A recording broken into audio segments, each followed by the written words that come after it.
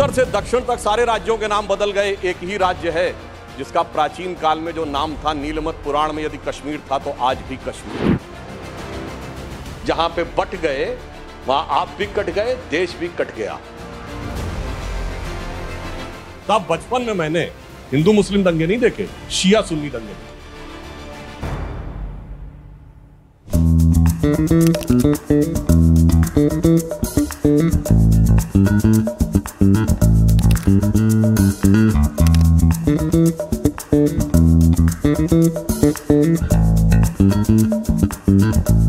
Namaskar, hello and welcome to this edition of the Hotspot, brought to you by JB Park Consultant. I am Rahul Srivastav. Modern day politics is all about narratives, counter narratives, narratives which have a fine print, which can be subversive, offensive and much more. Let's imagine a platform for narrative setting on religion and politics. A debater suddenly says, dharnati iti dharma. यानी जिस चीज में सृष्टि को hold करके रखा हो वो धर्म है।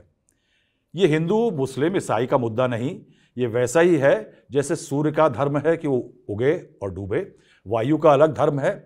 राम मंदिर का मुद्दा हो तो स्टैंड ये हो कि राम शब्द की उत्पत्ति रम धातु से है, रमन्ते इति रामः। गालिब साहब के एक शेर को थोड़ा तब्दील करके कि हैं और भी पार्टियों के प्रवक्ता बहुत अच्छे, कहते हैं कि सुधांशु त्रिवेदी का है अंदाज बयां। और सुधांशु जी, वेलकम टू द हॉटस्पॉट। मैं ये जानना चाहूँगा कि आप लखनऊ में जन्म हुआ, पढ़े लिखे, इंजीनियरिंग पढ़ डाली, अब पूरी दुनिया जो है वो घर में बीवी पति से, पति पत्नी से, बेटा पिता से, आदमी पड़ोसी से, सबसे बहस से भागता है। आप बहस के You have become a master of the debate. नहीं, there is nothing to be called the master of debate. Whosoever is born in India, and particularly in Hindu tradition, he has to have some inculcated inherent capability of debate. The reason being, if you consider, इसको मैं हिंदी में आपसे कहूं कि हिंदी में आ जाइए। हाँ, मैं बिल्कुल स्पष्ट कहता हूं। देखिए, जो कोई भारत की धरती पर उत्पन्न हुआ और यदि वो हिंदू संस्कृति से जुड़ा हुआ है तो डिबेट, विमर्श, ये तो उसकी स्वतः परंपरा में है। क्यों? अगर इसको एक रिलीजन के रूप में कहें तो दुनिया में बताइए जितने भी रिलीजन हैं उनमें कहा जाता है डिबेट का स्कोप नहीं है मेरे भाई। जो कह दिया गया वो मान लो। एक कहता जो कहा गया वो मान लो, नहीं तो नरक में जाओगे। दूसरा कहता जो कहा गया मान लो, नहीं तो सर तन से जुदा हो जाएगा। सिर्फ हिंदू धर्म संस्कृति है जो शास्त्रार्थ की वैदिक परंपरा लाती है। हमारा धर्म ग्रंथ है, एक व्यक्ति कहता है इसका एक इंटरप्रिटेशन है, ठीक है, आइए, द्वैतवादियों का एक इंटरप्रिटेशन है, अद्वैतवादियों का दूसरा इंटरप्रिटेशन है, और विधिवत एक स्ट्रक्चर्ड शास्त्रार्थ के द्वारा आप सेटल करिए। अब जैसे उदाहरण के लिए अगर आप देखें तो वेदों में अनेक शास्त्रार्थ हैं, और ऐसा नहीं है। देखिए, यहां एक और बात कहूं, वुमेन्स वर नॉट डिप्राइव्ड, यहीं से आख्यान शुरू होता है, नैरेटिव। क्या false nasty narratives have been build up in India कि साहब वुमेन को पढ़ने नहीं देते थे, उनको नहीं करने देते थे। 21 से अधिक वैदिक ऋषिकाएं हैं। याज्ञवल्क्य और गार्गी का शास्त्रार्थ है। संध्या का ऋषि मेधातिथि के साथ साथ आज चैलेंज दुनिया में कोई बताइए जहां रिलीजियस टेक्स्ट पर कमेंट्री करने का अधिकार किसी वुमेन को रहा हो, और कमेंट्री करने का नहीं, आर्ग्यू या डिबेट करने का अधिकार फ्रॉम ए स्कॉलर किसी वुमेन को रहा हो। अब आइए उसके आगे, जब हम डिबेट की बात करते हैं तो the most famous debate of entire Indian culture, जिसको लगभग हर व्यक्ति ने कभी ना कभी जिंदगी में सुना जरूर होगा, चाहे पढ़ा ना हो, वो क्या था? शंकराचार्य और मंडन मिश्र का शास्त्रार्थ। ठीक, उसका जज कौन था? मंडन मिश्र की पत्नी Ubhaya Bharati. Then again I challenge, पहले तो मुझे कोई ऐसा धर्म बताओ जो शास्त्रार्थ की अनुमति देता हो, और उसके बाद यह बताओ कि दो पुरुषों के बीच में शास्त्रार्थ हो और उसका न्यायाधीश एक महिला हो, और उसके बाद नैरेटिव यह सेटअप किया जाता है कि महिलाओं को पढ़ने नहीं दिया जाता था। These are the nasty narratives of last second centuries, but unfortunately, दुर्भाग्यवश आजादी के बाद हमें इसका कोर्स करेक्शन करना चाहिए था, हमने फर्दर डिटोरिएशन किया। अब देखिए, यानी हमने संशोधन की बजाय उसे और ध्वस्त करने का कार्य किया। आप सोचे होंगे कि मैंने सुधांशु त्रिवेदी जी को यहाँ बीच में रोका क्यों नहीं। Because I was setting the stage that how difficult it is to debate with somebody who brings this kind of information to the force to settle a point कि पिछले 1947 के बाद से सरकारों ने बहुत गड़बड़ किया है। Now the underline could well that be. Now मैं सुधांशु ये जानना चाहता हूँ कि आपने इतना सारा जो चीज़ें बोली, it was like almost like the Germans bombarding the in World War II, which was called the Blitzkrieg. तो ये बताइए, ब्लिट्जक्रीग के लिए बैठ के सालों आपने स्कूल में घोटे वोटे लगाए क्या? नहीं, ऐसा नहीं था। मुझे बचपन से इन सब चीज़ों में रुचि थी। हमारे फादर जो थे वो हिस्ट्री के प्रोफेसर थे। घर पे बहुत विद्वान, माता जी हिंदी की थी, बाद में प्रिंसिपल होकर रिटायर हुई है गर्ल्स कॉलेज से। तो घर पे विद्वानों का आना जाना बहुत था। बचपन में पापा एक लेक्चर सीरीज कराते थे हर महीने के फर्स्ट संडे को, उत्तर प्रदेश हिंदी संस्थान के सभागार में। उसमें बड़े बड़े विद्वान लोग आके लेक्चर देते थे। तो वो क्लास 4th 5th 6th से मुझे वो चीज़ें सुनने का मौका मिला। फिर घर में डिस्कशन, फिर मेरी टेंडेंसी थी तो हमने उसको पढ़ना। फिर जब थोड़ा और बड़े हुए, इंजीनियरिंग में आए तो इंटरेस्ट जागृत हुआ, पढ़ना। तो धीरे धीरे मित्र आपके 9th में कुछ बताते हैं एक किस्सा कि जब आपने 6th में शायद आपने कुछ अध्याय पढ़ डाले थे। नहीं वो, और फिर आपने टीचर को सरप्राइज कर दिया था। नहीं, वो ऐसा नहीं है। वो क्योंकि हमारी मदर हिंदी की लेक्चरर थी, तो जैसे अब हम क्लास 6 में पढ़ते थे, पर क्लास 12th और BA और उसकी भी बुक्स रखी रहती थी। इंटरेस्ट था, देखा, पढ़ा और थोड़ा याद हो गया। अब जैसे आप जिन लोगों ने पढ़ा होगा इसको, अगर हिंदी साहित्य पढ़ा है, नहीं तो जिन्होंने UP, MP, Rajasthan, Bihar board से भी पढ़ा होगा, तो उन्होंने भी कहीं ना कहीं इन कविताओं को पढ़ा होगा, जो साइंस और कॉमर्स के भी रहे होंगे। बड़ी फेमस कविता है सुभद्रा कुमारी चौहान की, वीरों का कैसा हो बसंत। तो वो बाई चांस वो पढ़ाई जा रही थी और हम लोग, जैसे होता कई बार कि बगल वाले स्टूडेंट से बात करने में लग गए। मिकिर कहते हैं हमारे यहाँ, जैसे क्लास में होता ना अगल बगल, आप थोड़ा कुछ इधर उधर, क्लास से अटेंशन डाइवर्ट हो गया। अब अचानक टीचर को लगा, तो टीचर ने कहा खड़े होइए और बताइए। तो रूल ये था कि भाई जो चैप्टर पढ़ाया जा रहा है आप उसको पढ़िए, लाइन को रीड करिए and then you give the summary और एक्सप्लेन जो उसका अर्थ बताइए। अब हमने देखा किताब में तो हमें ध्यान ही नहीं था कौन सा चैप्टर, हमारे पास दूसरा चैप्टर खुला हुआ था। जब खड़े हुए तो दिखा कि वो सुभद्रा कुमारी चौहान वाला चैप्टर सामने वाले के सामने ऊपर जब खड़े हुए ना, तो सामने वाले की डेस्क में दिख गया ना कि वो वाला चैप्टर खुला हुआ है। तो वो कविता संयोग से मैंने क्लास 6 में याद कर रखी थी। यानी 9th में वो 6th की कविता, 6th में आपने, जो हमारे सिलेबस में 9th में थी वो हमें 6th में पढ़ ली, बाई चांस हमने पढ़ ली तो, और हमें याद भी हो गई। बहुत अच्छी कविता थी। अगर जिन लोगों ने सुना हो तो उन्हें याद हो कि वीरों का कैसा हो वसंत, आ रही हिमाचल से पुकार है, उदधि गरजता बार बार। आजकल की जनरेशन समझने में मुश्किल लगे। उदधि मतलब सागर, समुंदर। उदधि गरजता बार बार, प्राची पश्चिम भू नभ अपार। प्राची कहते हैं ईस्ट डायरेक्शन को, पश्चिम वेस्ट, और भू यानी जमीन, और नभ, प्राची पश्चिम भू नभ अपार। सब पूछ रहे हैं दिग दिगंत, वीरों का कैसा हो वसंत। ये अभी तक कैसे याद है? यानी मैंने, ठीक है, नहीं 6th और 9th में 3 साल का डिफरेंस था, इसे क्यों नहीं याद होना चाहिए? अब देखिए, आज के युग के हिसाब से भी बड़ा उसका एक अच्छा लाइन है। वो कहता है गलबाहें हो या हो कृपाण। वो आजकल नहीं था, आप तो प्यार मोहब्बत में पड़ गए, रोमांस में। वो कहता गलबाहें हो या हो कृपाण, चल चितवन हो या धनुष बाण, हो रस विलास या दलित त्राण, अब यही समस्या है दुरंत, वीरों का कैसा हो। अब आज की लाइफ में कभी आदमी सोचता चलो भाई थोड़ा जिंदगी के प्लेजर्स ले लें, फिर कभी कहता नहीं, कभी कहता युद्ध, एक मतलब युद्ध का मतलब जिंदगी में जो बड़े बड़े चैलेंजेस हैं उनको फेस करें। फिर कभी कहता हो रस विलास या दलित त्राण, अब मैंने बहुत प्रॉस्पेरिटी अटेन कर ली तो अब मैं इसको एंजॉय करूं या पुअर एंड डाउन ट्रॉडन के विषय में भी सोचूं, अब यही समस्या है दुरंत। Now it's become a very complicated question in front of you, वीरों का कैसा हो बसंत। तो बाई चांस हमें याद था तो मैंने उसका अर्थ भी मुझे पड़ा था। फिर टीचर का क्या रिस्पॉन्स? कुछ नहीं, she was a little bit surprised कि उसने देखा कि किताब तो खुली नहीं है। आप कहीं किताब से तो नहीं पढ़ रहे हैं? ये किताब नहीं, किताब से ही उठ के पढ़ना था ना याद हो नहीं सकता। और फिर हमने उसका अर्थ भी, अच्छा मैं तो उस समय बात कर रहा था तो मुझे ध्यान ही नहीं रहा कि अभी तक तो टीचर ने अर्थ बताया ही नहीं था। और अर्थ मुझे बाय चांस पहले से पता था, चांस की बात, तब टीचर ने मुझे अलग से बुला के बात किया। एक बार और भी एक किस्सा है बड़ा मजेदार, जबकि मैं इसमें कहूँगा इसमें कोई ऐसी बात नहीं। देखिए क्लास 6 की बात है, वर्षा ऋतु के ऊपर लेख लिखने को आया, कहा गया घर से लिख के लाओ। हमारे फादर ने हमें बताया और हमने वो वर्षा ऋतु पे लेख लिखा, और उसमें मतलब कालिदास के ऋतु संहार से लेकर, जिन्होंने साहित्य पढ़ा होगा तो पद्माकर और रत्नाकर जो ब्रज भाषा के बड़े शानदार कवि हुए हैं, उन सब का रेफरेंस। जैसे अब इस समय सावन का महीना चल रहा है, आप देखिए वर्षा ऋतु को कैसे जीवन से जोड़ा जाता है और जीवन की वैल्यूज से कैसे जोड़ा जा सकता है। सिर्फ 3 चौपाइयां रामचरितमानस की। वर्षा ऋतु शुरू कैसे होती है? पानी से भरे हुए बादल नीचे आके झुकते हैं, तो उन्होंने क्या तुलना दी? बरसहि जलद भूमि नियर आए, यथा नवहि बुद्धि विद्या पाए।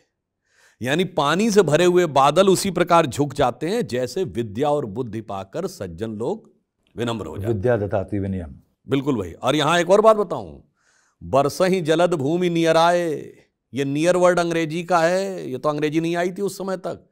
ये नियर आए वर्ड भी संस्कृत से ही निकला हुआ है, नियर जिसको आप अंग्रेजी में कहते हैं। अब सुनिए, जब वो नीचे आ गए, पानी बरसेगा तो क्या होगा?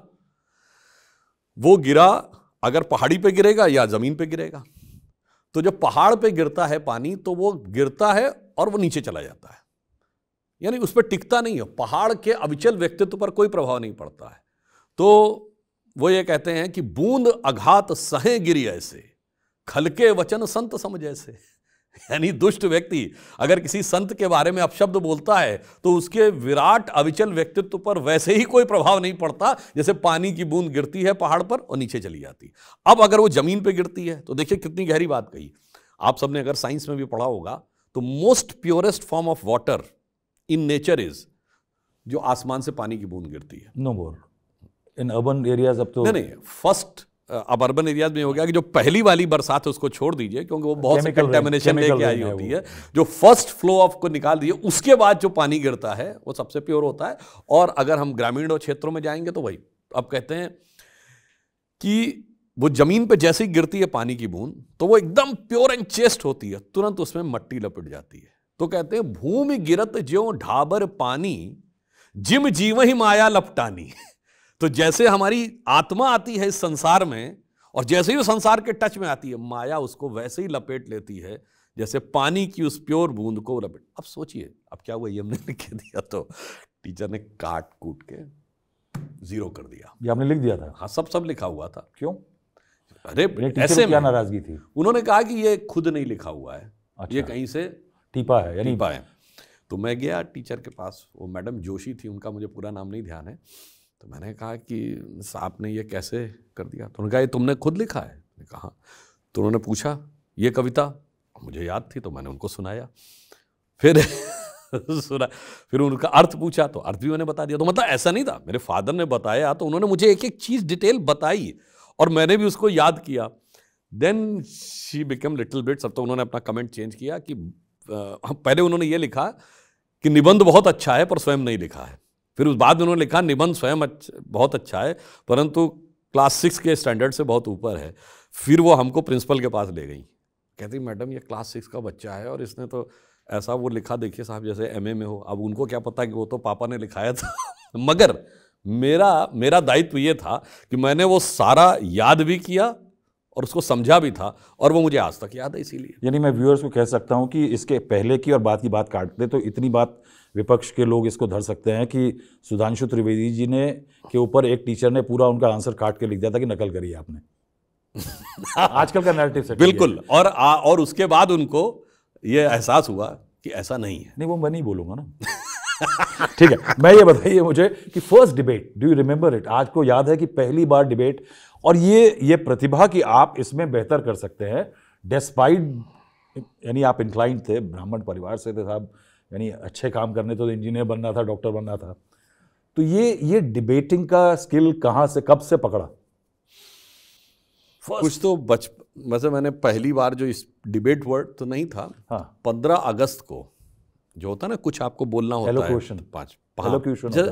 Do you have to give a little brief speech on 15 अगस्त। तो बच्चा तो मैं क्लास केजी में मैंने दिया था। अच्छा।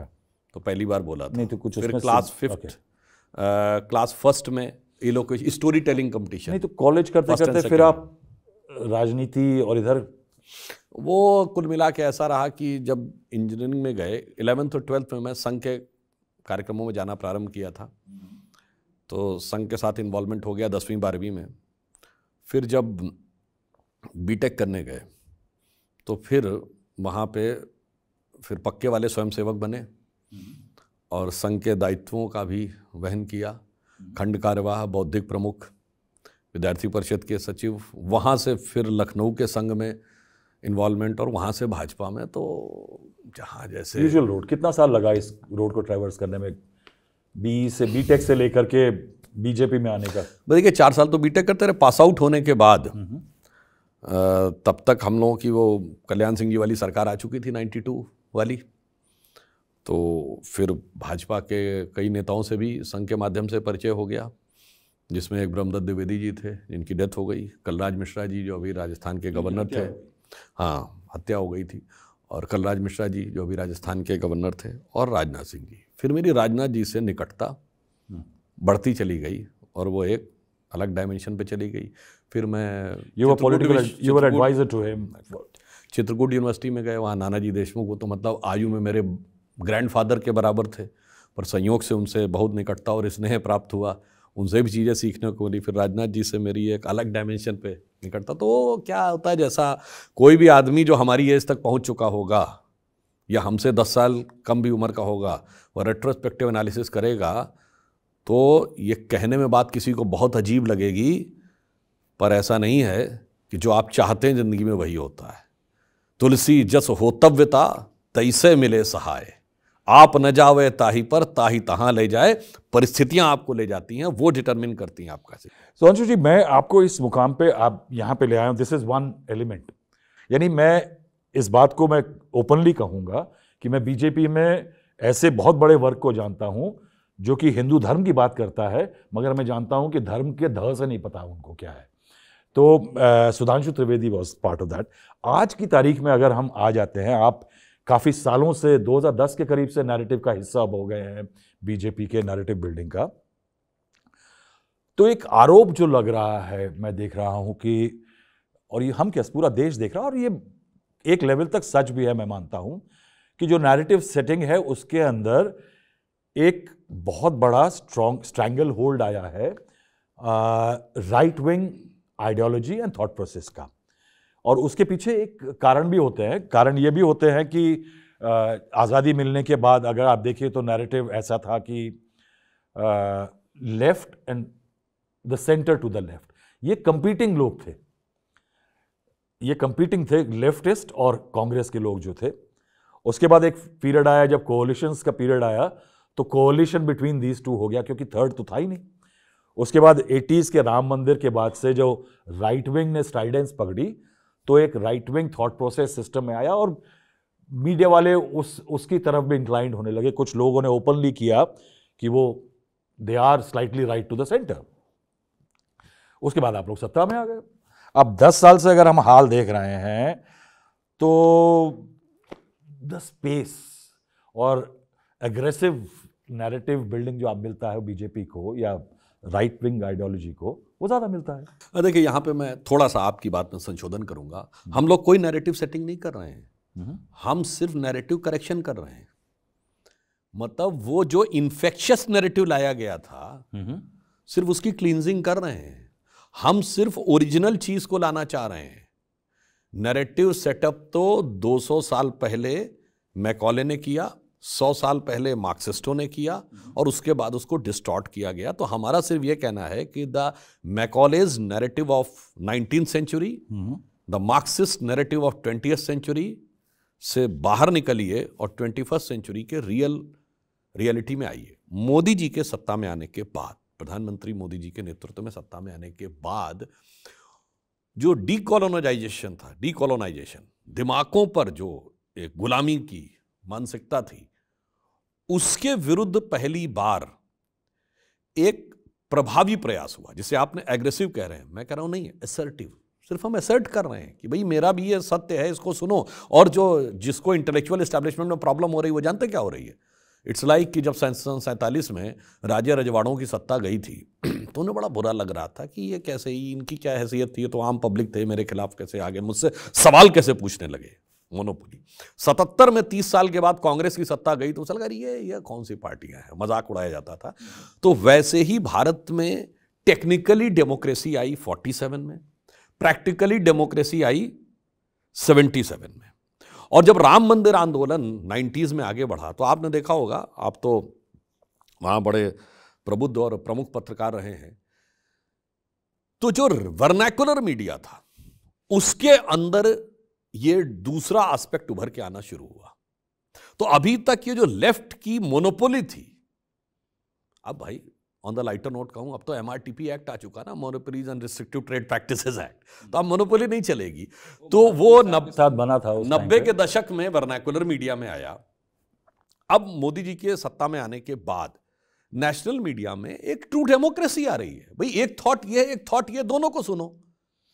अब वो लोग जो कहते थे सिर्फ मेरा थॉट सुना जाना चाहिए, उनके पेट में ज्यादा दर्द हो रहा है कि ये दूसरा थॉट आ क्यों रहा है। मैं यहीं पे सुधांशु जी आपसे ये पूछना चाहूंगा कि इस समय पे ऐसा क्यों है कि जब आप क्लेंजिंग, अब मैं इसी में एक सवाल पूछ लूं, ये जो क्लेंजिंग की बात आ रही है, ये ठीक है कि आप मान लीजिए आपकी नजरिए में क्लेंजिंग जरूरी है, वो आपका पर्सपेक्टिव, लेकिन आप एक जंगल उगा सकते हैं, लेकिन आप भी यूकेलिप्टस का पेड़ बन रहे हैं जिसके आसपास कुछ ना उगे।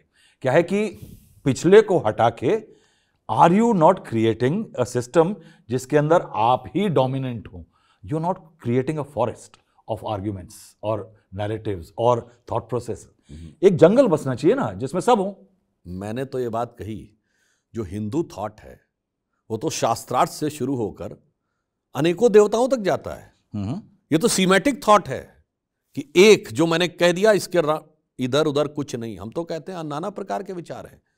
हम तो कहते हैं ना, आ नो भद्रः कृतवो अंतु विश्वतः, let the noble thought come from all the side. हम कहते हैं आकाशात पतितः तोयम यथा गच्छति समुद्र से, जैसे अनेक नदियों से होता हुआ समुद्र में। कौन कहता है रिलीजन में दूसरा कहता ना, सिर्फ एक ही रास्ते से जाता है। नहीं, ये तो हम कह रहे हैं। अब हम ये कह रहे हैं, हम आप हैं जो कि पढ़े हुए हैं। तो अब मैं जो कहना आप पढ़े हुए हैं, मगर जब यही नैरेटिव, नहीं, मैं जो आपसे कहना चाह रहा हूं, जो कहता एक ही रास्ते से जाता है उससे चुभन शुरू होती है कि ये अनेक रास्तों से कैसे जा सकता है, इसलिए उन्हें यूकेलिप्टस लगता। मैं एक एग्जाम्पल देना चाहता हूं अभी हाल की घटना का। अभी पार्लियामेंट में एक बहुत हमारे चेयरमैन साहब, वाइस प्रेसिडेंट और जया बच्चन जी के बीच में थोड़ा वो हुआ, थोड़ा जी। देखिए, मैं उसमें दो चीज़ें कहता हूँ। पहली बात तो मैं उसके अभी उस पक्ष में नहीं जा रहा हूँ, मैं नैरेटिव वाले ही पक्ष में रह रहा हूँ। जया जी का नाम उस समय हरिवंश जी ने लिया, जया अमिताभ बच्चन। तो जया जी का मैं पूरा सम्मान करता हूँ, बहुत ही देश की बहुत प्रतिष्ठित और एक आइकॉनिक वो रही हैं कलाकार। वो उन्होंने कहा कि साहब अमिताभ बच्चन क्यों, तो उन्होंने कहा कि ऑफिशियल डॉक्यूमेंट में लिखा, अच्छा राज्यसभा लोकसभा में रूल है कि गजट में जो नाम आपका लिखा है वही लिखा रहेगा, इवन स्पेलिंग भी करेक्ट करनी है तो there is a procedure, you can change और करेक्ट योर नेम। तो उनके मुंह से निकला कि इसका मतलब वो पति के नाम से ही सारा होना चाहिए, व्यक्ति की सेल्फ की आइडेंटिटी नहीं, किसी दूसरे के नाम से ही होना चाहिए। अब ये जो एक नैरेटिव है ना कि इंडियन सोसाइटी में ऐसा होता, जया जी के लिए पर्सनल नहीं कह रहा हूं, ये एक ब्रॉडर नैरेटिव है जिसमें एक सोसाइटी फंसी हुई है। अब आप ये बताइए, वहीं पे आप कहेंगे नरेंद्र दामोदर दास मोदी, पिताजी का नाम है, no issue. Mohandas Karamchand Gandhi, no issue. Bhimrao Ramji Ambedkar, no issue. PT Usha, Nitin Jairam Gadkari, no issue. क्यों? अब यहां मैं कहना चाहूंगा, उन्होंने नैरेटिव क्यों ऐसे सेट किए? पिता के नाम पुत्र के साथ जुड़ेगा तो इससे पुत्र की आइडेंटिटी डाउन नहीं हो रही है। इस नैरेटिव का कोई फायदा नहीं है, क्योंकि पिता पुत्र जो हैं ये दो क्लास नहीं है सोसाइटी में। आप कभी किसी के पुत्र हैं तो कभी किसी के पिता भी बनेंगे, तो there is no possibility of creating a conflict in the society. On the contrary, man and women are two class, तो there is a possibility of creating conflict in the society. और जो लोग हमको आके ज्ञान देते हैं, मगर क्या आपको नहीं लग रहा आप भी उसी एक बैंडवैगन का हिस्सा हो रहे हैं सुधांशु जी? नहीं, हम तो कोर्स करेक्शन का हिस्सा है। हम कभी नहीं कह रहे मेरी अकेली बात मानो, हम तो फिर कह रहे हैं जो मैं कह रहा हूं मत मानो, वो कहते हैं जो कह रहा हूं मानो। और हम कहते हैं हर चीज को फैक्ट के ऊपर तोलो, हम तो शास्त्रार्थ की परंपरा वाले हैं। दूसरी वॉइस नहीं है मीडिया में, काफी उसको एक स्पेस उसकी सिकुड़ी है, ये आपको नहीं? ऑब्वियसली मोनोपोली खत्म होगी तो स्पेस सिकुड़ी भी महसूस होगी, दूसरी वॉइस तो है। You are saying that one monopoly is replaced by another? No, no, no, not monopoly. Now it has become an open market or open space. There is one option this, one option. अब जैसे मैं example बताऊं, अभी बांग्लादेश की घटना हुई तो बहुत से लोग कहते हैं कि नहीं नहीं उससे क्या मतलब, हो तो बांग्लादेशी थे। कुछ पत्रकारों ने कहा ना कि उनको हिंदू से क्यों देख रहे हैं। उनमें से किसी को मैंने नहीं सुना कि जिसने कहा हो कि जो हमास वाली बात है उस पर हिंदुस्तान का मुसलमान क्यों बोल रहा भाई, उसका क्या लेने देना है यहाँ से। मैं इस पे आऊंगा। मैंने एक ट्रेंड ये भी देखा कि political parties day topic decide करने लगी हैं, agenda of the day debates का तय करने लगी। मैंने देखा है, यानी I have spent 39 years now in the profession. ये मैंने पहले नहीं देखा था। एक फेज आया था जब हमको सटल हिंट्स के जरिए बोल दिया जाता था कि अब आप ये बीट करिए, अब आप ये बीट के लायक नहीं रहे, मगर अब डेली डिबेट्स तय होने लगी and it is coming from the political offices.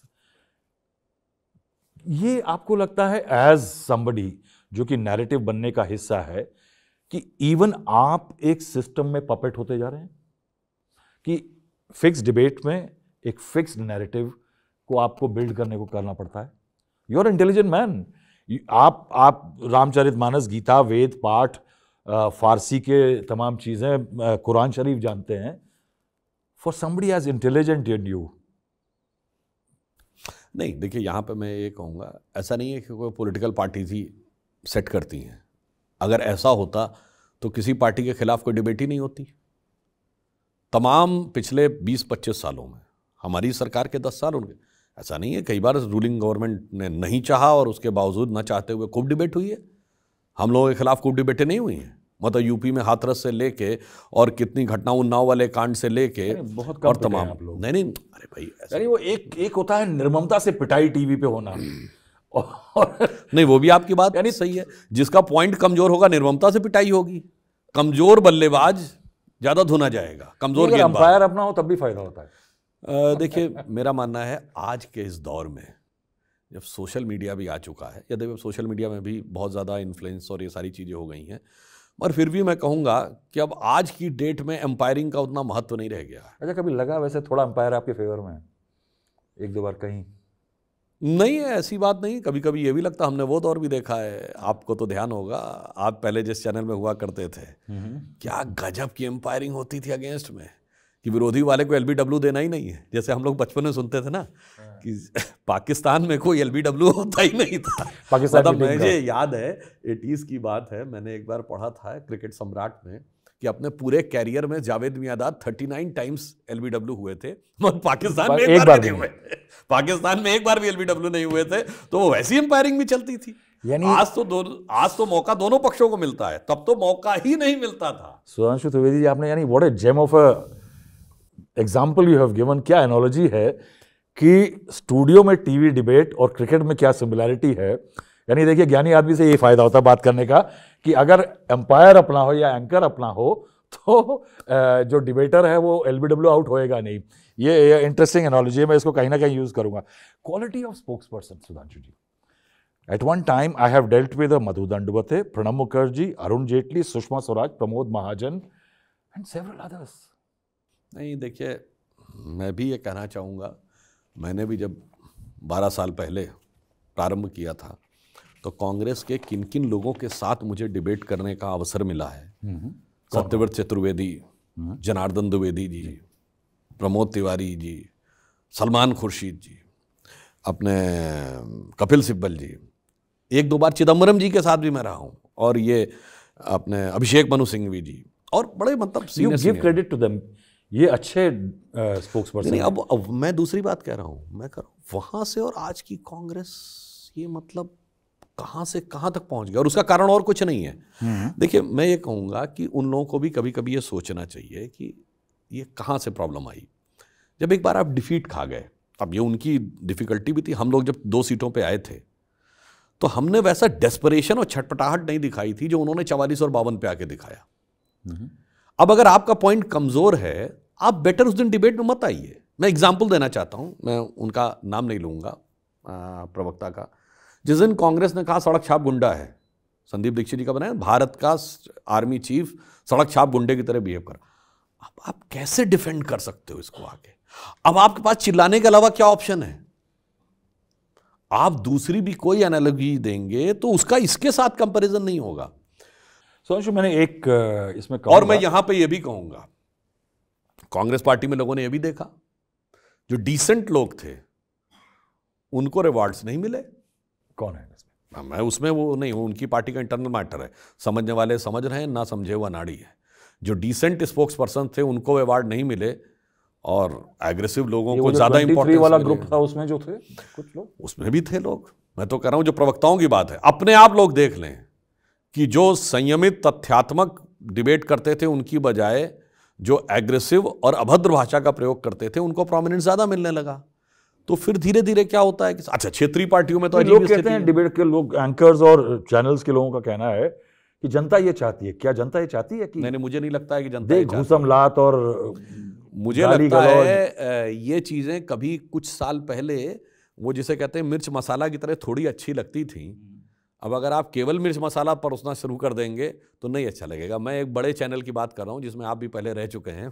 तो उसमें क्या हुआ, एक बार ज़्यादा तू मैं होने लगी तो एंकर ने कहा कि सर प्लीज़ ऐसा मत करिए वरना लोग चैनल बदल देते हैं। उसने कहा कि अगर ऐसे तू मैं होने लगती है तो लोग चैनल बदल देते हैं। तो उन्होंने कहा हमारे पास ये फीडबैक है, और मैंने भी लोगों से देखा अगर ज़्यादा चाँव चाँव होना शुरू हो जाए तो लोग कहते हैं चेंज करो भाई। तो अब लोग थोड़ा सीरियस बात सुनना चाहते हैं कि जो बात कहनी है अपनी कहो, चीखना चिल्लाना भी तो अपने टर्न पे चीखो चिल्लाओ, एक दूसरे के ऊपर ओवरशाउट मत करो। और मैंने कई बार अपने विरोधी प्रवक्ताओं के बारे में ऑन एयर ये बात बोली है कि भाई जो आप कर रहे हैं ये करके पार्टी में आपका नंबर बढ़ रहा होगा पर जनता में आपके पार्टी का नंबर कम हो रहा है। Compare to Sudhanshu Trivedi of 2010, 11, 12, 13, मैं थोड़ा देख रहा हूँ कि सुधांशु त्रिवेदी आजकल एग्रेसिव भी हैं, जोर से भी बोलने लगे हैं। और उसके बाद एक बड़ी इंटरेस्टिंग चीज़ देखी है, वो बिल्कुल हनुमान जी टाइप के मीम बनते हैं जिसमें सुधांशु जी के आग से ज्वाला निकल रही है और एक प्रचंड पीछे तेज पीछे आ जाता है उनके, और वो म्यूजिक ढिश ढिश कुछ बजने लगता है। अब ये आजकल तो मुझे भी कुछ लोगों ने भेजा, अब ये सब जो रील्स वील्स बनने लगी, फ्लैटरिंग है, अच्छा लगता है? नहीं, देखिए मैं एक बात बताऊं, इस दुनिया में अब ये कहने में थोड़ी अजीब सी बात लगेगी, एक और ये जीवन में उतारना बहुत कठिन काम है, कोशिश करनी चाहिए उतारने की। ये मैं दावा करूं कि हमने उतारने में सफलता आंशिक भी हासिल कर ली तो बहुत बड़ी बात होगी। तो एक संस्कृत का श्लोक है, उदया समये रक्तो, वो है सविता रक्तो अस्ता कुछ है अस्तता करके पूरा, और फिर उसका नेक्स्ट लाइन है संपत्तो च विपत्तो च महताम एक रूपता। अर्थात सूर्य उदय होने के समय जैसा रक्तवर्णी नजर आता है, अस्त होने के समय भी ठीक वैसा ही रक्तवर्णी नजर आता है। तो प्रयास ये करना चाहिए संपत्ति और विपत्ति में उसी समान एक समान रहने का प्रयास करना चाहिए। अगर आप उसमें अच्छा फील करने लगेंगे वहीं से आपका डिटोरिएशन होने का चांस शुरू हो जाता है। उसके बाद एक फेज आया इन द आर्ट ऑफ, और ये भी कहना गलत है कि आपको बिल्कुल अच्छा नहीं लगता, उसको अच्छा जो है वो ओवर पावर नहीं करना चाहिए आपको। एक फेज ये भी आया उसके बाद, और कभी कभी लोग इतनी एब्सर्ड बात इलॉजिकल पे, मैं निगेटिव भी देखता हूं, मैं नाम नहीं लूंगा किसी सब पार्टियों में, आपकी पार्टी के भी कि सिर्फ कांग्रेस पार्टी के? नहीं, उसमें कांग्रेस नहीं। इस समय देखिए क्या है, जो आपने नैरेटिव की बात की, यहाँ पे कहूंगा एक बहुत बड़ा नैरेटिव भारत में फंसा हुआ है। क्या जानते हैं, जो मोदी जी ने कहा कि ये अमृत काल है और इस अमृत काल में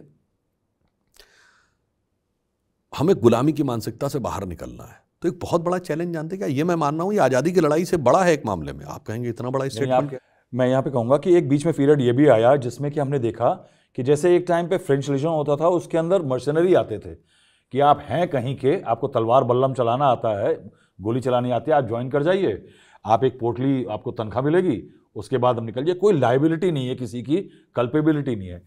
ऐसे स्पोक्स पर्सन आने लगे जिसको कहते हैं आइडियोलॉजिकली इंक्लाइंड। अब उनसे पार्टियों को बड़ा फायदा था कि वो कुछ भी अंड भंड बोल के चले जाएं और उसके बाद कोई पार्टी कह देती we have nothing to do with him. ये भी एक कल्चर देखा। देखिए ये खत्म हुआ जो है आपने बात कही है, यहाँ मैं कहूँगा अब ये कल्चर कांग्रेस में रहा है, हमारे यहाँ उतना नहीं रहा है। उतना नहीं सर एक बात बताइए। अरे उतना नहीं, नहीं उतना नहीं, डिग्रीज है नहीं डिग्रीज की क्या कंपैरिजन कर रहे हैं? मतलब वहां सलमान खुर्शीद बोल देंगे it is his personal statement. नहीं, वो पार्टी के वो ना सुनिए, सलमान खुर्शीद क्या बोले पाकिस्तान में जाकर कि मोदी को हटाना, ये पर्सनल स्टेटमेंट है। अब सुनिए सैफुद्दीन सोज, अब सुनिए Saifuddin Soz who was a president of Jammu Kashmir Congress writes से बुक की कश्मीर को भारत से अलग, it is a personal statement. Manishankar Aiyar, it's personal statement. Shashi Tharoor Daily Star अखबार में, अभी बांग्लादेश के अखबार में लिखे Modi has to go, it is a personal. अगर आपके ऐसे नेता होते तो आपको मुश्किल, मैं एक बात कह रहा हूं, आपके ऐसे मान लीजिए, मैं कहता हूं ऐसे 4 स्टेटमेंट वाले नेता आपकी हमारी पार्टी का उस लेवल का कोई एक नेता बताइए जिसने का बयान दिया हो, पार्टी ने कहा पर्सनल स्टेटमेंट। यानी अगर मान लीजिए तो वहां जब बड़े नेता ये कर रहे हैं तो जो सपोर्टर आते हैं वो BJP, Congress is a fundamentally a political party which is a leader based political party. We are fundamentally a cadre based, ideologically oriented party. They are a leader based, power oriented party.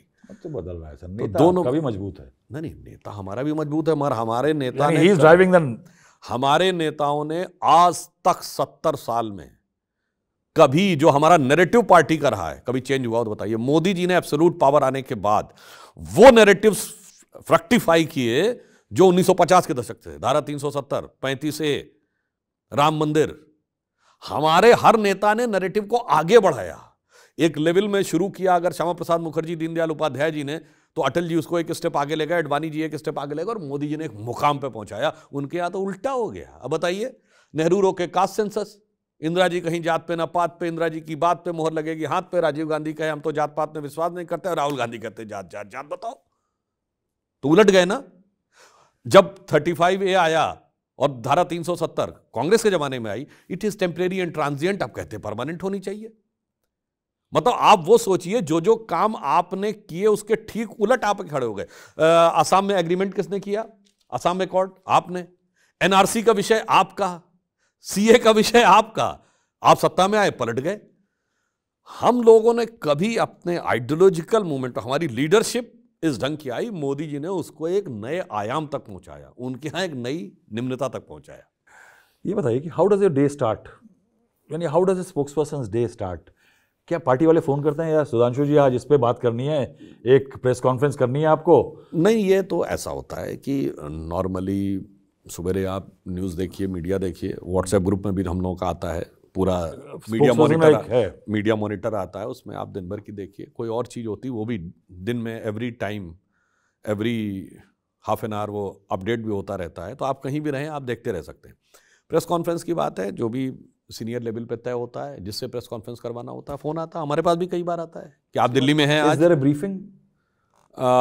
अगर कोई complex issue आता है तो briefing होती है।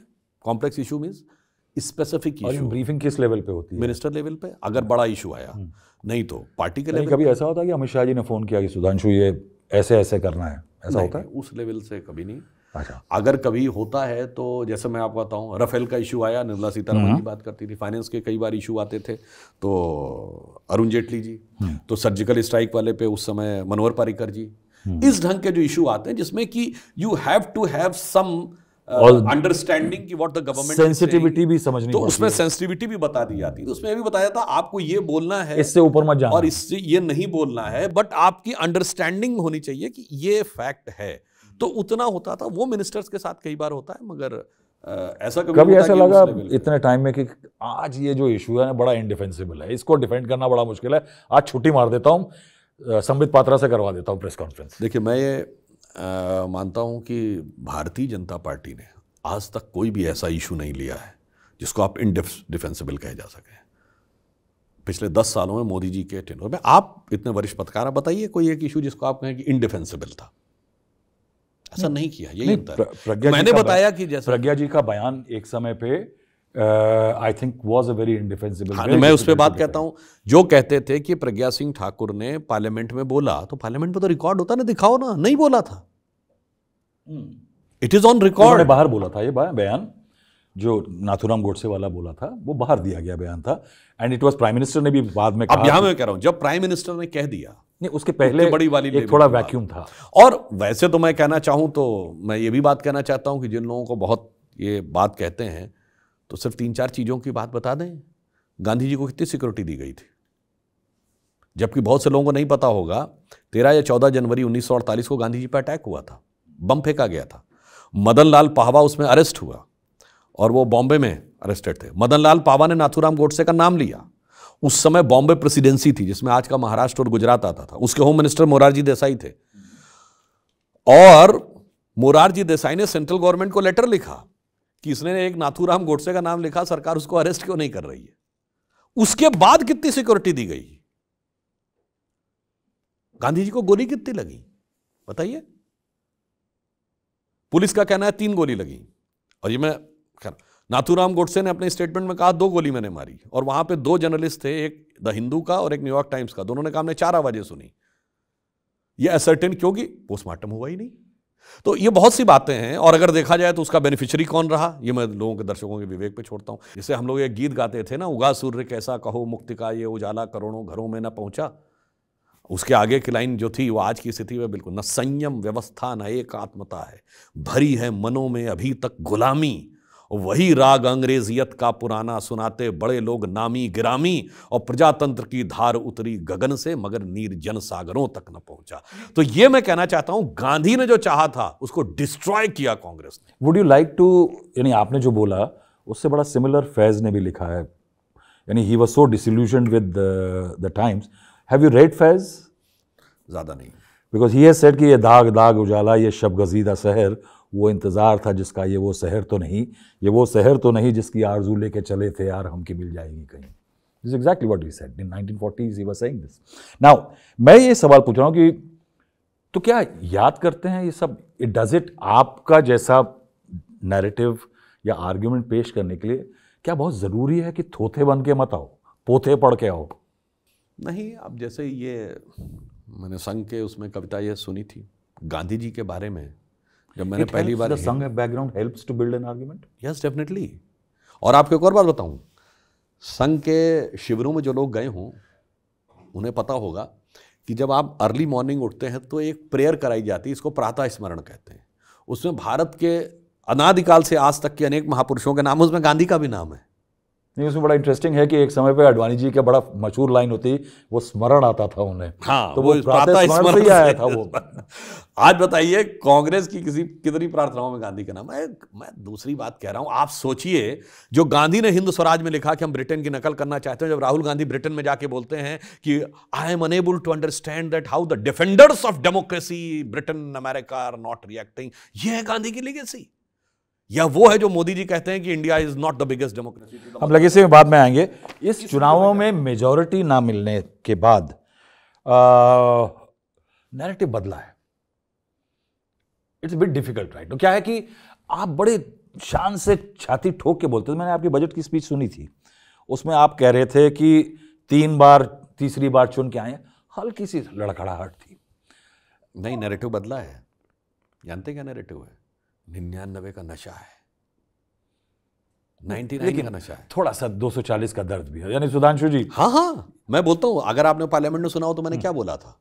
मैंने कहा भाई, जो लोग हमारी जनरेशन के रहे होंगे या हमसे सीनियर, उस जमाने में जो रिजल्ट आता था तो अखबार में ही आता था, और सिर्फ डिवीजन आती थी, फर्स्ट, सेकेंड एंड थर्ड। तो क्या हुआ कि हमारे मोहल्ले में एक सज्जन थे, एक लड़का जो 2 बार फेल होने के बाद तीसरी बार थर्ड अटेम्प्ट में पास हो गया, और एक लड़का फर्स्ट डिवीजन पास हुआ। उसके मायूसी थी, क्योंकि वो तो एक्सपेक्ट कर रहा था कि मैं ऑर्डर ऑफ मेरिट में आऊँगा। ऑर्डर ऑफ मेरिट में नाम नहीं दिखा तो बड़ा दुखी था। तो लोग उसके पास आके उसने पूछा एक से, भाई तुम थर्ड डिवीजन पास होके इतने खुश क्यों? अब वो फर्स्ट डिवीजन पास होके उसके चेहरे वो खुशी नहीं है, हम मानते हैं वो खुशी नहीं है। तो ये ऑन द लाइटर नोट कह रहा हूँ, थर्ड डिवीजन वाले ने कहा उनकी सिर्फ एक ही डिवीजन है ना, हमारी थर्ड 2 है, फर्स्ट डिवीजन विद 2 बॉडीगार्ड्स। अब फर्स्ट डिवीजन विद 2 बॉडीगार्ड्स वालों की खुशी अलग है, थर्ड अटेम्प्ट में थर्ड डिजिट नहीं पा पाए, उसके बाद भी खुशी मिली ऐसे जो मन में ना समाए। मगर मुझे खुशी मिली इतनी कि मन में ना समाए, पलक बंद कर लूं कहीं छलक ही न जाए। अब ये बताइए कि दर्द आपका कहाँ छलक रहा है जब आप इतना राम नामी पढ़ने के बाद अयोध्या हार गए? ये क्यों हुआ? वाई डस, यानी आप जैसे आदमी से मैं अलग क्यों हार गए? देखिए, हमारे लिए राम हार जीत का विषय नहीं है। नहीं, मानता हूं, ठीक है, मान लिया। हमने राम का विषय कब लिया था? 1984 में, जब 2 सीटों की पार्टी थी। सपने में गुमान नहीं था कभी सत्ता आएगी, ठीक? अब आप आइए, उसके बाद 89 हमारे 86 आए, हम राम के विषय पर वैसे ही खड़े रहे। 91 में 120 आए, हम राम के विषय पर वैसे ही रहे। 96 में हम 161 थे, एक सांसद हमें सपोर्ट करने नहीं आया अकाली दल के अलावा, हम नहीं चेंज हुए। 98 99 में हमने गठबंधन सरकार चलाई तो भी हम राम के विषय पर रहे। फिर हम नीचे गए 137 और 119 पर राम के साथ रहे, 282 303 पर भी राम के साथ। हमारे लिए राम हार जीत का विषय मैं बिल्कुल नहीं कह रहा हूं, मैं ये कह रहा हूं कि आपके लिए राम इशू नहीं होगा, मगर अयोध्या आप अगर हारे तो नॉन राम फैक्टर्स के कारण हारे। हाँ हाँ बिल्कुल, ठीक है, मान रहे हैं। तो यानी कि आपके उस नैरेटिव में कहीं जो बाकी बियॉन्ड राम नैरेटिव था आपका, उसमें कहीं कमी आई। अब देखिए, यहां मैं कहता हूं जो हम लोग फैजाबाद सीट हारे हैं, तो निश्चित फैजाबाद नहीं है नाम उसका, अब उसका नाम अयोध्या बुलाएंगे हम। आपने जिला बदल दिया साहब, योगी साहब ने आपके। देखिए, मगर सीट का नाम लोकसभा का, ठीक है, हम कह रहे हैं अयोध्या नहीं बोलना चाहते अब आप लोग। नहीं, चलिए हम अयोध्या हारे, तो देखिए अब नैरेटिव को देखिए, कितनी खुशी है एक सेक्शन में, कैन यू इमेजिन। और किसमें, जिसने ये कहा कि इरेडिकेशन ऑफ सनातन धर्म। आप राम का चाबुक लेकर के पीट रहे थे उनको, मेरी बात बेचारे पिटे पड़े थे रोज, तो अचानक खुश होंगे ना आपके हारने से। वही तो कह रहा हूं, नैरेटिव क्या बना है ये सोचिए इस चुनाव में, चूंकि आपने नैरेटिव में बात कही। जिस गठबंधन ने कहा इरेडिकेशन ऑफ सनातन धर्म, यानी हिंदू धर्म का समूल नाश, वो जीते। ठीक, कैन यू इमेजिन कि मक्का में चुनाव हो और कोई कहे कि इस्लाम का समूल नाश करना है और वो जीते और उसके बाद खुशी मनाया जाए, या कोई वेटिकन में कहे कि क्रिश्चियनिटी का समूल नाश करना है, ये थ्योरी देने वाला जीते और उस पर एक सेक्शन खुशी मनाए, ये नैरेटिव सोचने की बात है। हम ये नहीं कह रहे चुनाव की हार जीत ठीक है, पर नैरेटिव क्या है सोचिए। अब देखिए नैरेटिव में आपको बताता हूं क्या है। इस चुनाव ने एक और नैरेटिव दिखाया। एक वर्ग को बताया गया, पहले हम लोग कहा जाता मुद्दे की बात करो, गरीबी हटाने की बात, गरीब को क्या मिला, पानी, बिजली, सड़क, कमाई, दवाई, सिंचाई, ये मिला कि नहीं। ठीक, दूसरे वर्ग से कहा गया तुम्हें गैस मिली तो कोई मतलब नहीं, प्रधानमंत्री आवास मिला तो कोई मतलब नहीं, गरीब अन्न योजना मिली तो कोई मतलब नहीं, तुम मजहब को देखो। ठीक, दूसरे से कहा गया क्या, ना ना ना तुम अयोध्या को मत देखो, तुम जात पात को देखो, तुम उत्तर और दक्षिण को देखो, तुम तमिल और हिंदी में लड़ो, तुम उत्तर भारतीय मराठी में लड़ो, तुम अगड़े पिछड़े में लड़ो, तुम सामान्य वर्ग और अनुसूचित जाति में लड़ो। नहीं तो और सुनिए, एक वर्ग को समझाया गया कि तुम हमास तक जुड़े रहना। दूसरे से कहा जा रहा है कि अगर धुबरी बरपेटा में भी कुछ हो रहा है तो तुम कुछ मत बोलना, तुमसे क्या मतलब है, एक जगह का मुद्दा नहीं। इसलिए मैं इन देश के प्रबुद्ध लोगों के थॉट पे सोचता हूं। अब एक और बात सोचिए, इस चुनाव का नैरेटिव जिन्होंने ध्यान न दिया हो, इस चुनाव में सबसे बड़ी जीत किस लोकसभा में हुई है? Vidisha, one of the biggest. Assam की धुबरी लोकसभा सीट के ऊपर कांग्रेस के रकीबुल हसन 10,25,000 से जीते हैं। और असम में धुबरी लोकसभा को जन सामान्य की भाषा में मिनी बांग्लादेश कहा जाता है, जहां पर कि सबसे बड़ा डेमोग्राफिक चेंज हुआ है पिछले 25-30 सालों में। इसलिए वो किसकी सीट थी? बदरुद्दीन अजमल की, जो AIUDF के चीफ थे, जिसे वहां की मतलब एक इंप्रेशन ये है कि बांग्लादेशियों की सपोर्टेड पार्टी है। बदरुद्दीन अजमल चुनाव हार गए और कांग्रेस जीत गई। इसका मतलब क्या हुआ? किस वोट के? लीडरशिप, राहुल गांधी की भारत जोड़ो यात्रा, न्याय यात्रा। अब वही मैं बता रहा हूं। अब देखिए ये भी उसके बाद, हाँ उसी पे आ रहा हूं। मुस्लिम लीग के सपोर्ट पे केरल में जीते, महाविकास अघाड़ी के सपोर्ट पे महाराष्ट्र में जीते, कांग्रेस टीआरएस का, हाँ नहीं उसने टैक्टिकल एनालिसिस अच्छे किए। मैं बिल्कुल बता रहा हूं, बहुत अच्छा कर रही है वो, स्मार्ट कर रही है। मैं क्या स्मार्ट कर रही है तो समझिए उसकी स्मार्टनेस। टीआरएस की कीमत पे तेलंगाना जीते, जेडीएस हमारे साथ है, जेडीएस का वोट खाके जीते कर्नाटक में, और समाजवादी पार्टी का वोट खाकर जीते उत्तर प्रदेश में। क्यों? अखिलेश यादव अपनी खानदानी सीट 1,72,000 से जीते हैं, और राहुल गांधी रायबरेली की सीट, जहां उनका विधायक नहीं है, नगर पालिका अध्यक्ष नहीं है, और जिला पंचायत अध्यक्ष नहीं है, वो सदस्य भी बहुत कम है, वो 3,90,000 से जीते। मगर जहां बीजेपी से मुकाबला था डायरेक्ट, वहां एक राज्य बताइए जहां हमसे ज्यादा सीटें पाई हूं। इसका मतलब कांग्रेस क्षेत्रीय दलों का वोट खाकर ऊपर बढ़ रही है। वो आपने, प्रधानमंत्री ने अपने भाषण में यह बात बोली थी। तो अब आप ये समझिए, तो स्मार्ट है, और उसने जितनी लीड ले ली है लोकसभा में, मैं तो कहता हूं भाई अपनी खैर मनाओ। यूपी में कहते हैं ना, 2 लड़का तो 1 लड़का बड़का हो गया। ये एक डिस्प्यूट सेटल कर दी कांग्रेस ने पिछले चुनाव और इस चुनाव में, that it is now the leader of the pack. Opposition की नेतृत्व की जो डिबेट होती थी ना, वो सेटल कर दिया। हाँ बिल्कुल है, जैसे ये क्षेत्रीय दल बने थे कांग्रेस से अलग होके, और जिस वोट बैंक की वजह से बने थे वो वोट बैंक उधर गया था, अब कांग्रेस को लग रहा है कि वो वापस आ सकता है। तो हमारे लिए समस्या नहीं है, समस्या उनके लिए जो इंडिया अलायंस के सदस्य। नहीं, समस्या आपके लिए भी है, चैलेंज आपके लिए भी है। Do you think it's difficult for you to defend Manipur as a spokesperson, कि एक तो मणिपुर में काफी लंबा वक्त हो गया जहां पे इस तरह के वहां पे हालात चल रहे हैं, प्रधानमंत्री नहीं गए हैं अभी तक, क्या ये difficult as a spokesperson? मैं एक बात बताऊंगा, मणिपुर एक बहुत सेंसिटिव इशू है जिसको सतर्कता और संवेदनशीलता दोनों से देखने की जरूरत है। सरकार ने जैसे ही घटना हुई थी मणिपुर में, जो अधिकांश मौतें हुई, दुखद मृत्यु हुई, वो शुरू के 3-4 दिन में हुई।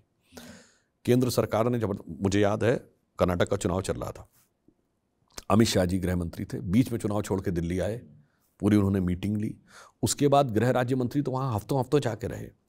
पहली बात, मणिपुर का इशू में सरकार का कोई रोल नहीं था।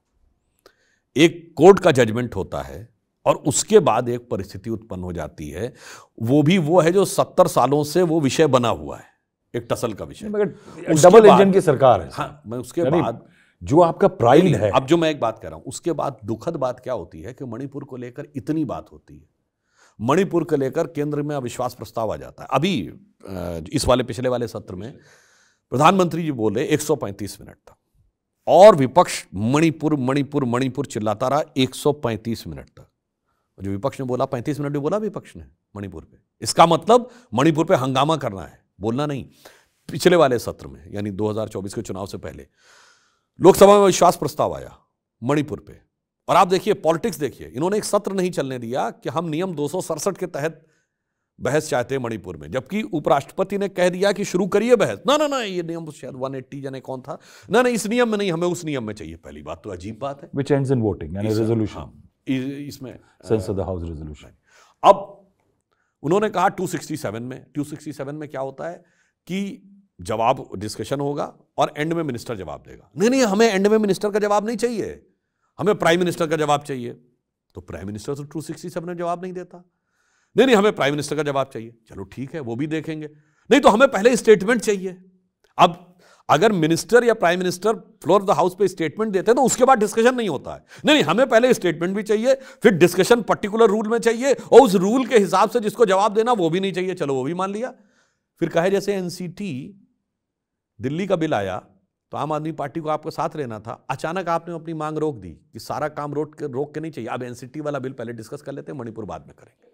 यह दर्शाता है पॉलिटिक्स। और एक और मैं बात कहता हूं, आप दिल्ली में अविश्वास प्रस्ताव लाए, मणिपुर में सरकार के खिलाफ अभी तक हमने नहीं देखा कोई विश्वास प्रस्ताव।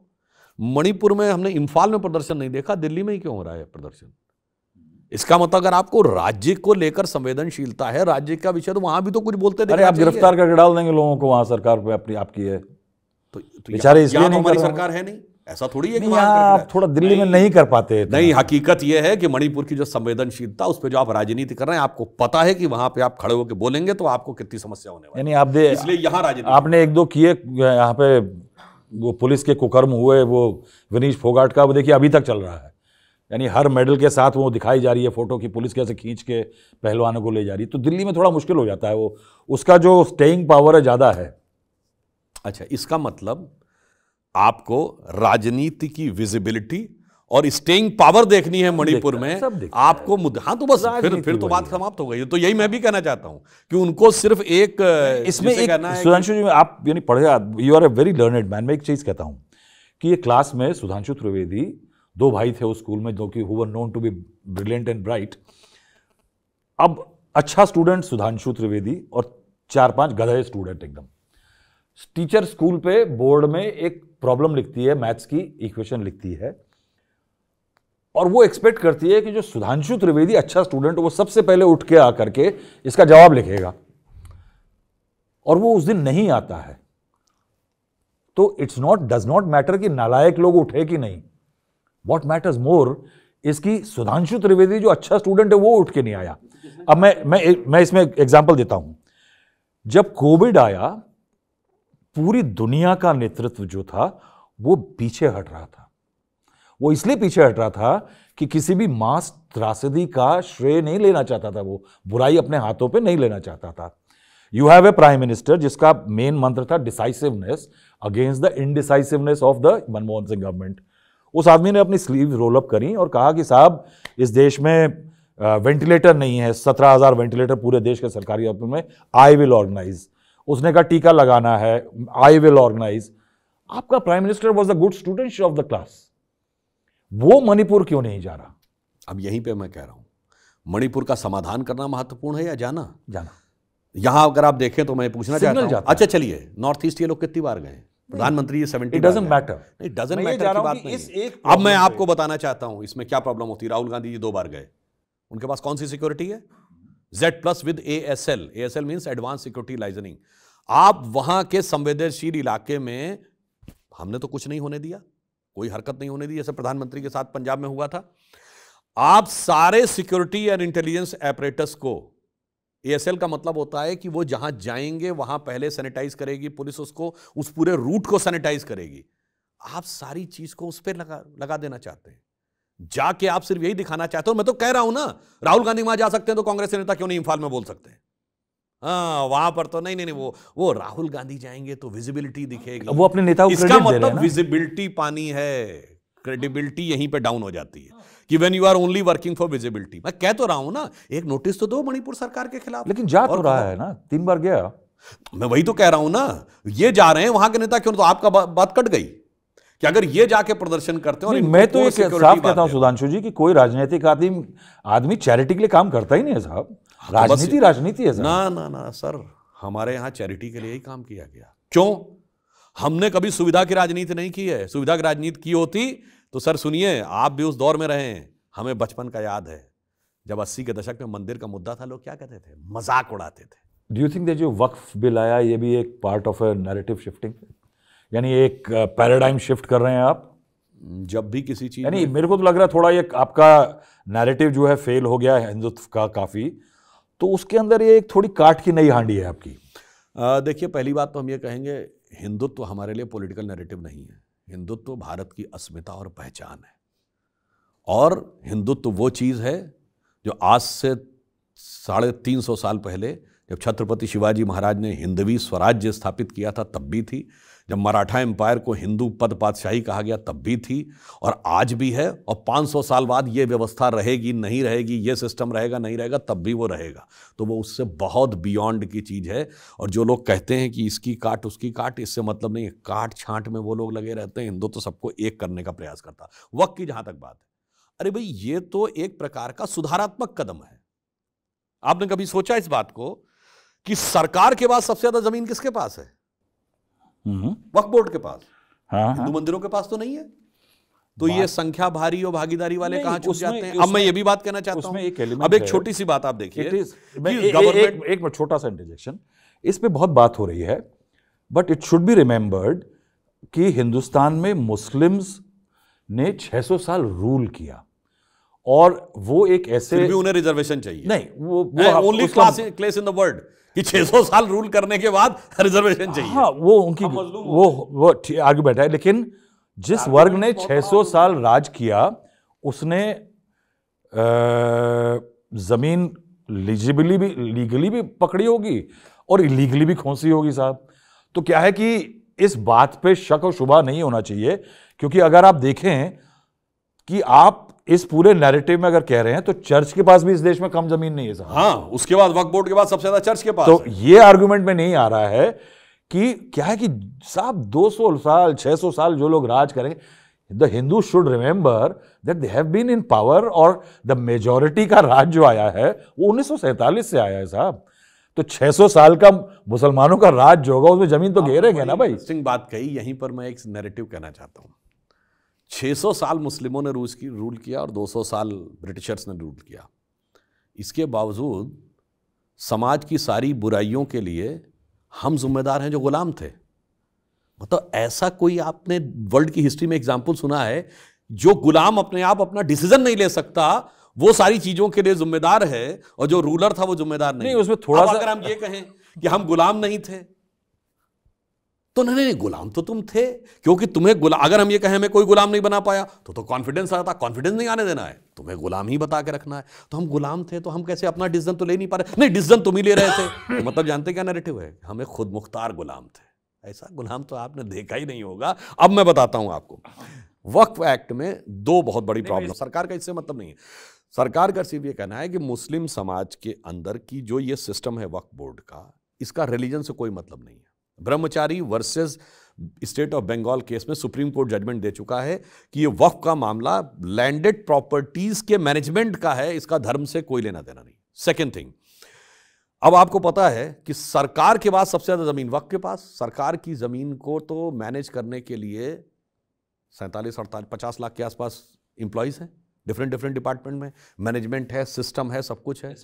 और वक्फ बोर्ड में कितने लोग हैं जो मैनेज कर रहे हैं? 200-300 लोग, मतलब 9,60,000 एकड़ जमीन का मैनेजमेंट 200-300 लोग कर रहे हैं, without any structured rule, without any structured document.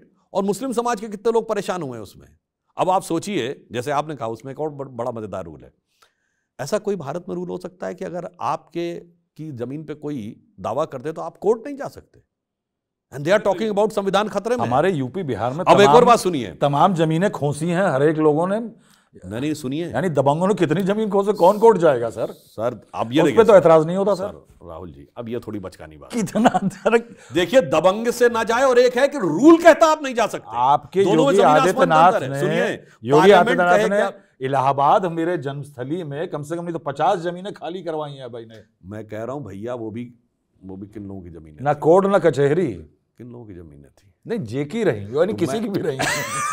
देखिए, रही से मतलब यही नहीं नैरेटिव होता है कि वहां पे नाम नहीं लेना है, यहाँ नाम में किसी यूपी में तमाम जगह हुआ। मैं कह रहा हूं, किसी दबंग के डर से व्यक्ति कोर्ट ना जाए, वो एक चीज है, परंतु वो कोर्ट जा नहीं सकता है, रूल ने बना कर दिया है। ये तो बहुत खतरनाक चीज। और दूसरा, जो लैंड का डिस्प्यूट होता है उसमें एक रूल है कि 12 साल से की मियाद है। अगर 12 साल तक आपने क्लेम नहीं किया तो आपका क्लेम खत्म हो गया, क्योंकि ऐसा थोड़ी कि आप 50 साल बाद क्लेम करेंगे। इसमें वो टाइम ड्यूरेशन ही नहीं है। और आपको पता है, तमिलनाडु में तिरुचिरापल्ली जिले में वो गांव जो 1500 साल पुराना है, जिसमें 15 साल पुराना मंदिर है, यानी इस्लाम के उत्पत्ति से पहले का मंदिर है, वो पूरा गांव वक्फ की प्रॉपर्टी हो गया। किस आधार पे?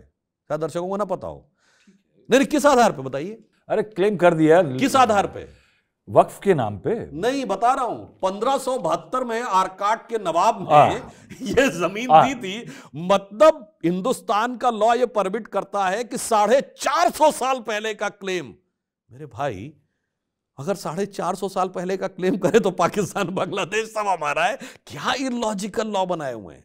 और दूसरी बात ये कही गई, उसमें जितने भी मुस्लिम्स के बाकी फिरके हैं, जिसमें वोहरा हैं, दाऊदी हैं, अहमदिया हैं, ओबीसी, सबको भी प्रेजेंटेशन मिलेगा, महिलाओं को प्रेजेंटेशन मिलेगा। तो इसमें कौन सी बुरी बात है? यानी इनफैक्ट वक्फ का मतलब वो चंद मुट्ठी भर लोगों का एक प्राइवेट एंटरप्रेन्योरशिप नहीं हो सकती। ये अगर मुस्लिम समाज के लिए है तो मुस्लिम समाज को उसका वास्तविक, अरे इतनी जमीन है तो मुस्लिम समाज के डेवलपमेंट हो सकती है। Uniform rules for all religious institutions, क्या वो ज्यादा सही मेजर होगा? एक नहीं, देखिए, ऑल रिलीजियस इंस्टीट्यूशंस को तो इसलिए नहीं कर सकते, हर रिलीजियस इंस्टीट्यूशन अपनी बिलीफ से चलता है। जो हिंदुओं के मठ और धर्म और हिंदुओं के जो बोर्ड्स हैं वो सरकार के पास हैं, वो गलत है। अब यही तो बात है, यही तो आप सोचिए। नहीं, वो सही है गलत है? देखिए, मैं आपको सिर्फ ये कह रहा हूं, ये दर्शकों के विवेक पे छोड़ता हूं। दो चीजें, वक्फ बोर्ड ये कहता है कि अगर किसी, और सुनिए मजेदार बात क्या थी, वक्फ की प्रॉपर्टी मुस्लिम ही दे सकता है, इसमें था कि कोई भी दे सकता है। That is the difference between 2023 permanent dedication to person. अब सोचिए, प्रोफेसिंग इस्लाम टू एनीबॉडी। यदि कोई इस्लामिक बॉडी आपकी जमीन पे क्लेम कर दे तो आप कोर्ट नहीं जा सकते। ये वक्फ का रूल है, writ jurisdiction of high court. अब आप आइए दूसरी तरफ, प्लेसेस ऑफ वर्शिप एक्ट है। आपको लगे कि आपका मंदिर कब्जे में हो गया तो भी आप कोर्ट नहीं जा सकते। गजब है साहब। और मैं लास्ट में एक और बात कह दूं, किसी को थोड़ा अटपटा लग सकता है। सारी समस्या इसलिए हुई है कि जब ये देश आज़ाद हुआ तो पाकिस्तान और बांग्लादेश, उस समय तो पाकिस्तान ही था, बाद में 71 में बांग्लादेश बना, दो इस्लामिक राष्ट्र बने और भारत संवैधानिक दृष्टि से आंशिक मुस्लिम राष्ट्र बना।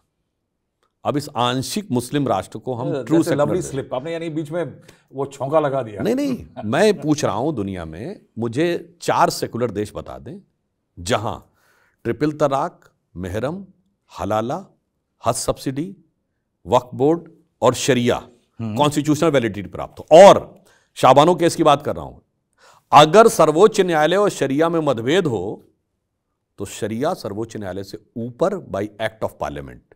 It happens only in Muslim countries.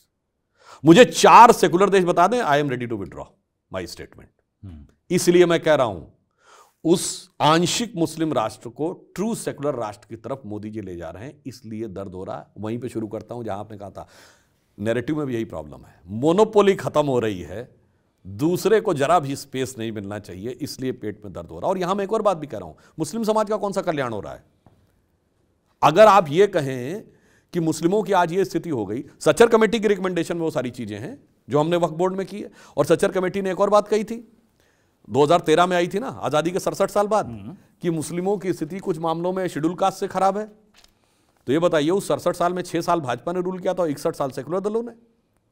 और एक बात और, राहुल जी, मैं पार्लियामेंट में बोल चुका था, दोबारा बोल रहा हूं, जब ये देश आज़ाद हुआ तो जितनी रियासतें थीं तो कोई क्रिश्चियन रियासत तो नहीं थी, कोई पारसी रियासत थी, कोई यहूदी रियासत थी, 1-2 महाराजा पटियाला को छोड़ दें तो माइनॉरिटी सिख रियासतें भी नहीं थी, बौद्ध रियासत नहीं थी, लाइन लगा के मुस्लिम रियासतें थी। नवाब पटौदी, नवाब जूनागढ़, नवाब भोपाल, नवाब लखनऊ, हैदराबाद के निज़ाम।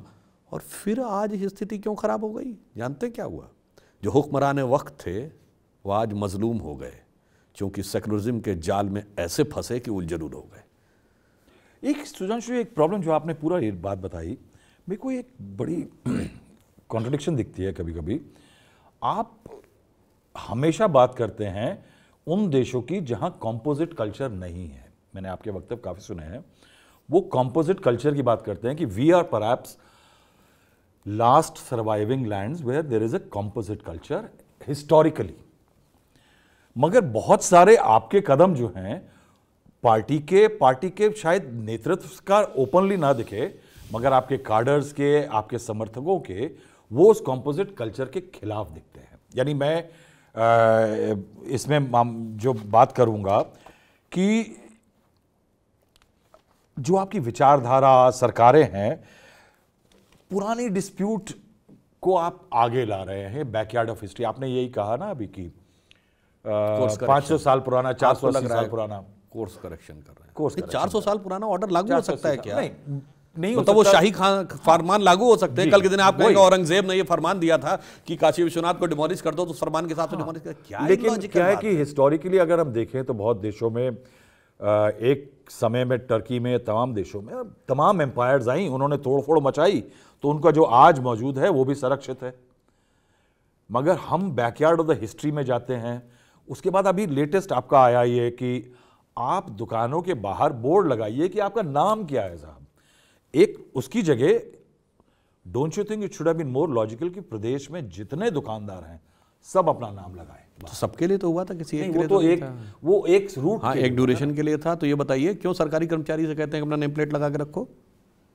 डिस्क्रिमिनेशन नहीं दिखाता है? पूरे राज्य में कर देते हैं ना, सारे यूपी के सारे राज्य के कर्मचारियों को करना पड़ता है। अब यहां पे मैं एक और बात कहूं, केवल नाम जो रजिस्टर्ड है आपका वही लगाने का, तो कोई गलत बात तो कही नहीं।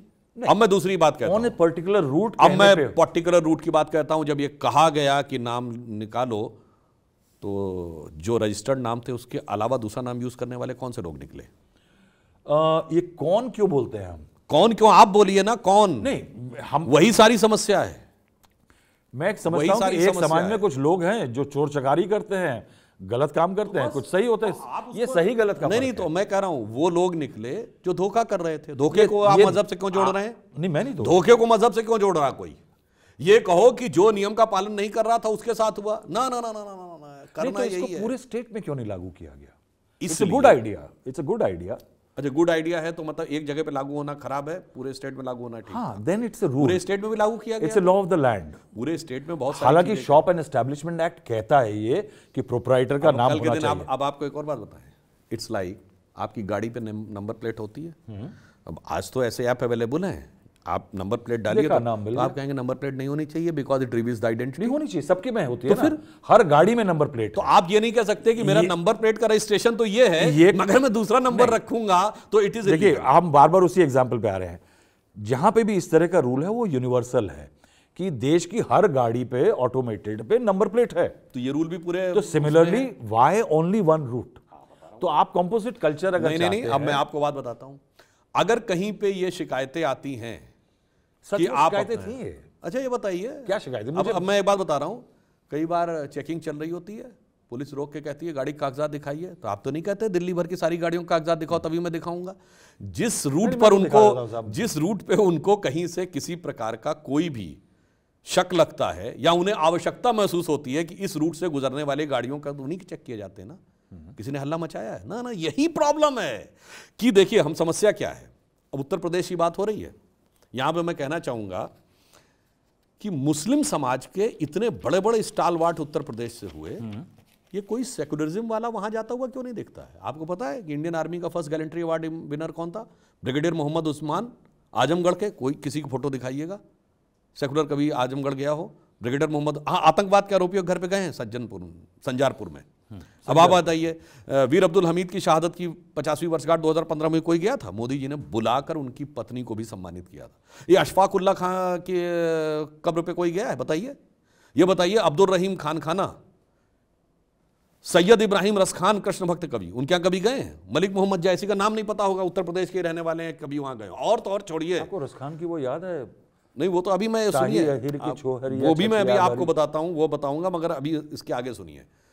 15 अगस्त 1947 को पहली शहनाई लाल किले पे किसने बजाई थी? उस्ताद बिस्मिल्लाह खान ने। उस्ताद बिस्मिल्लाह खान को भारत रत्न 50 साल के सेकुलर राज में नहीं मिला, 2001 में अटल बिहारी वाजपेयी सरकार में मिला। क्यों भाई? वो तो लिबरल फेस थे ना, अच्छा और सच्चा मुसलमान। अटल जी लिबरल फेस थे ना? नहीं, तो मैं तो अटल जी ने एपीजे कलाम को प्रेसिडेंट बनाया। अब मैं कह रहा हूं, हम अबुल कलाम को राष्ट्रपति बनाते हैं, उस्ताद बिस्मिल्लाह खां को भारत रत्न देते हैं, भारत रत्न देते हैं। अब 10 साल में ऐसे काम नहीं कर रहे आप। अच्छे सुनिए भैया, सबसे ज्यादा सेंसिटिव पोस्ट कौन होती है भारत सरकार में? मोस्ट सेंसिटिव पोस्ट एनएसए बहुत सेंसिटिव होती है। Then director IB, director IB होती है। अब ये सुनिए, जब मोदी जी आए तो who was director IB? Asif Ibrahim. कोई सरकार पिछली गवर्नमेंट के डायरेक्टर आईबी को नहीं रखती। 8 महीने उनके कार्यकाल के बाकी थे। ए मुस्लिम रिमेन डायरेक्टर आईबी इन मोदी गवर्नमेंट। अब आप आइए मोदी जी की सरकार में, हमारे केरल के गवर्नर हैं आरिफ मोहम्मद खान साहब। मैं चैलेंज करके कहता हूं, मुल्ला मौलवी मुफ्ती मुकर्रम को छोड़ दीजिए, पॉलिटिकल क्लास में कोई मुस्लिम हो जो उनसे बड़ा आलिम फाजिल हो। हम ऐसे नॉलेजेबल लोगों को आगे बढ़ाते हैं, और ये किसके साथ खड़े? इशरत जहां, याकूब मेनन, जाकिर नायक, अफजल गुरु, बुरहान वानी। अब सुनिए, इसीलिए अब मैं कह रहा हूं, आप नाम छुपाने वालों के साथ खड़े। ये नाम छुपाने वालों के लिए इतने अरमान क्यों जगते हैं मेरे भाई?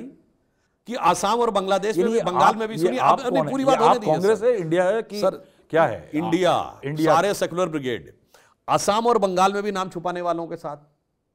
एनआरसी इसलिए नहीं होना चाहिए कि मेरे असली नाम बाहर आ जाएंगे।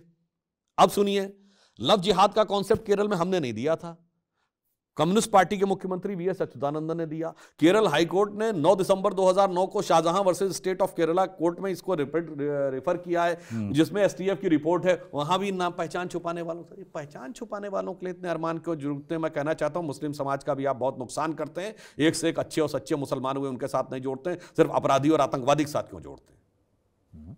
ओके। और यही वजह है कि जब से देश सेकुलर हुआ है उसके बाद ये सारे लोग उभरे हैं। अब उत्तर प्रदेश के हम लोग रहने वाले हैं, मैंने उत्तर प्रदेश के कितने कितने लोगों के नाम गिनाए।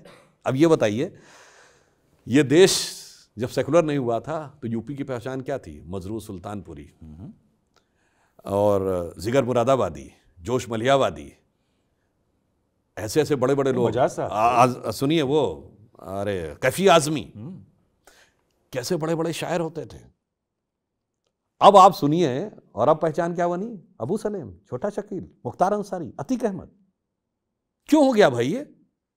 और आपने मुस्लिम समाज के, अब फिर यहां नैरेटिव की बात करता हूं, एक नैरेटिव सेट कर दिया मुस्लिम समाज में कि जो अपराधी और आतंकवादी है वो तुम्हारा है, जो शायर है, फनकार है, कलाकार है, साइंटिस्ट है, वो तुम्हारा नहीं है। अभी आपने बीच में राहुल गांधी ने बोला और उसमें आप लोगों ने बहुत बवाल मचाया, ये हिंदू हिंसा।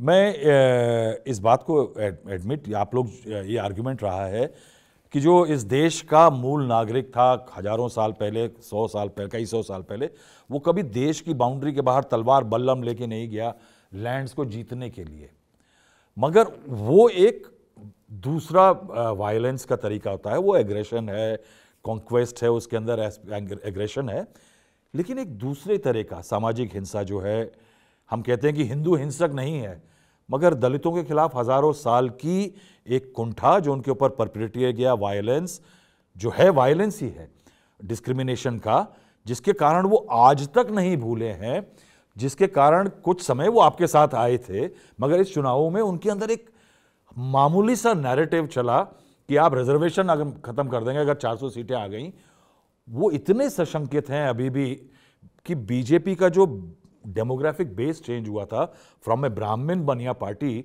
To a party of the subalterns, आपका वो कैरेक्टर खो गया फिर से इस चुनाव में, वो आपके खिलाफ चले गए। यहां पे भी मैं एक बात बताना चाहूंगा, फेक नैरेटिव्स कैसे बनाए जाते हैं। BJP was a Brahmin Baniya party, it was.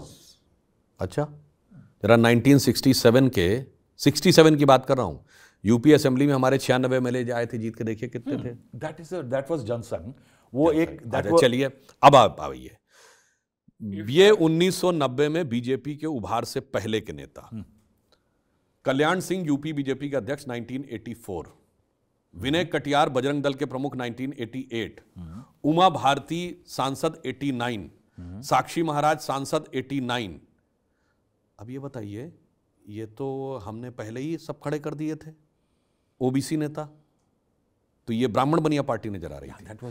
Sir ये बताइए, राम मंदिर आंदोलन के चेहरे में कौन ब्राह्मण? हमारा थोड़ा रोल रिवर्सल हो रहा है सर। राम मंदिर में you are now asking me question, मैं बताता हूं कि these were the products of a very significant moment in Indian political history, जहां मंडल और मंदिर इकट्ठे आए और आपके इन लोगों को कैटअपुल्ट। मैं कहना चाहता हूं, ये नैरेटिव उन्होंने दिया, दो were the only family parties. हो सकता है परिवारवादी दलों ने ही ये नैरेटिव देने का प्रयास किया। हम सदैव से सबका साथ सबका विकास लेकर चल रहे थे और मोदी जी ने आने के बाद उसको एक नए डायमेंशन तक पहुंचाया। ही ट्राइड, मगर एक फेक, और आपने खुद ये बात एक्सेप्ट की, बहुत अच्छी बात है। फेक नैरेटिव के द्वारा अगर कुछ किया गया है तो काट की हंडिया बार बार नहीं। हाँ, लेकिन पॉलिटिक्स में चलता है फेक नैरेटिव्स भी। हाँ, होता है, बिल्कुल चलता है। तो उसमें उस नैरेटिव ने, देखिए, अगर मैं इस बात को से नहीं डरता हूं कि बाहर नोएडा की सड़क सेफ है, तो चाहे मुझे आके कोई बोलेगा, मैं तब भी गाड़ी चला के जाऊंगा।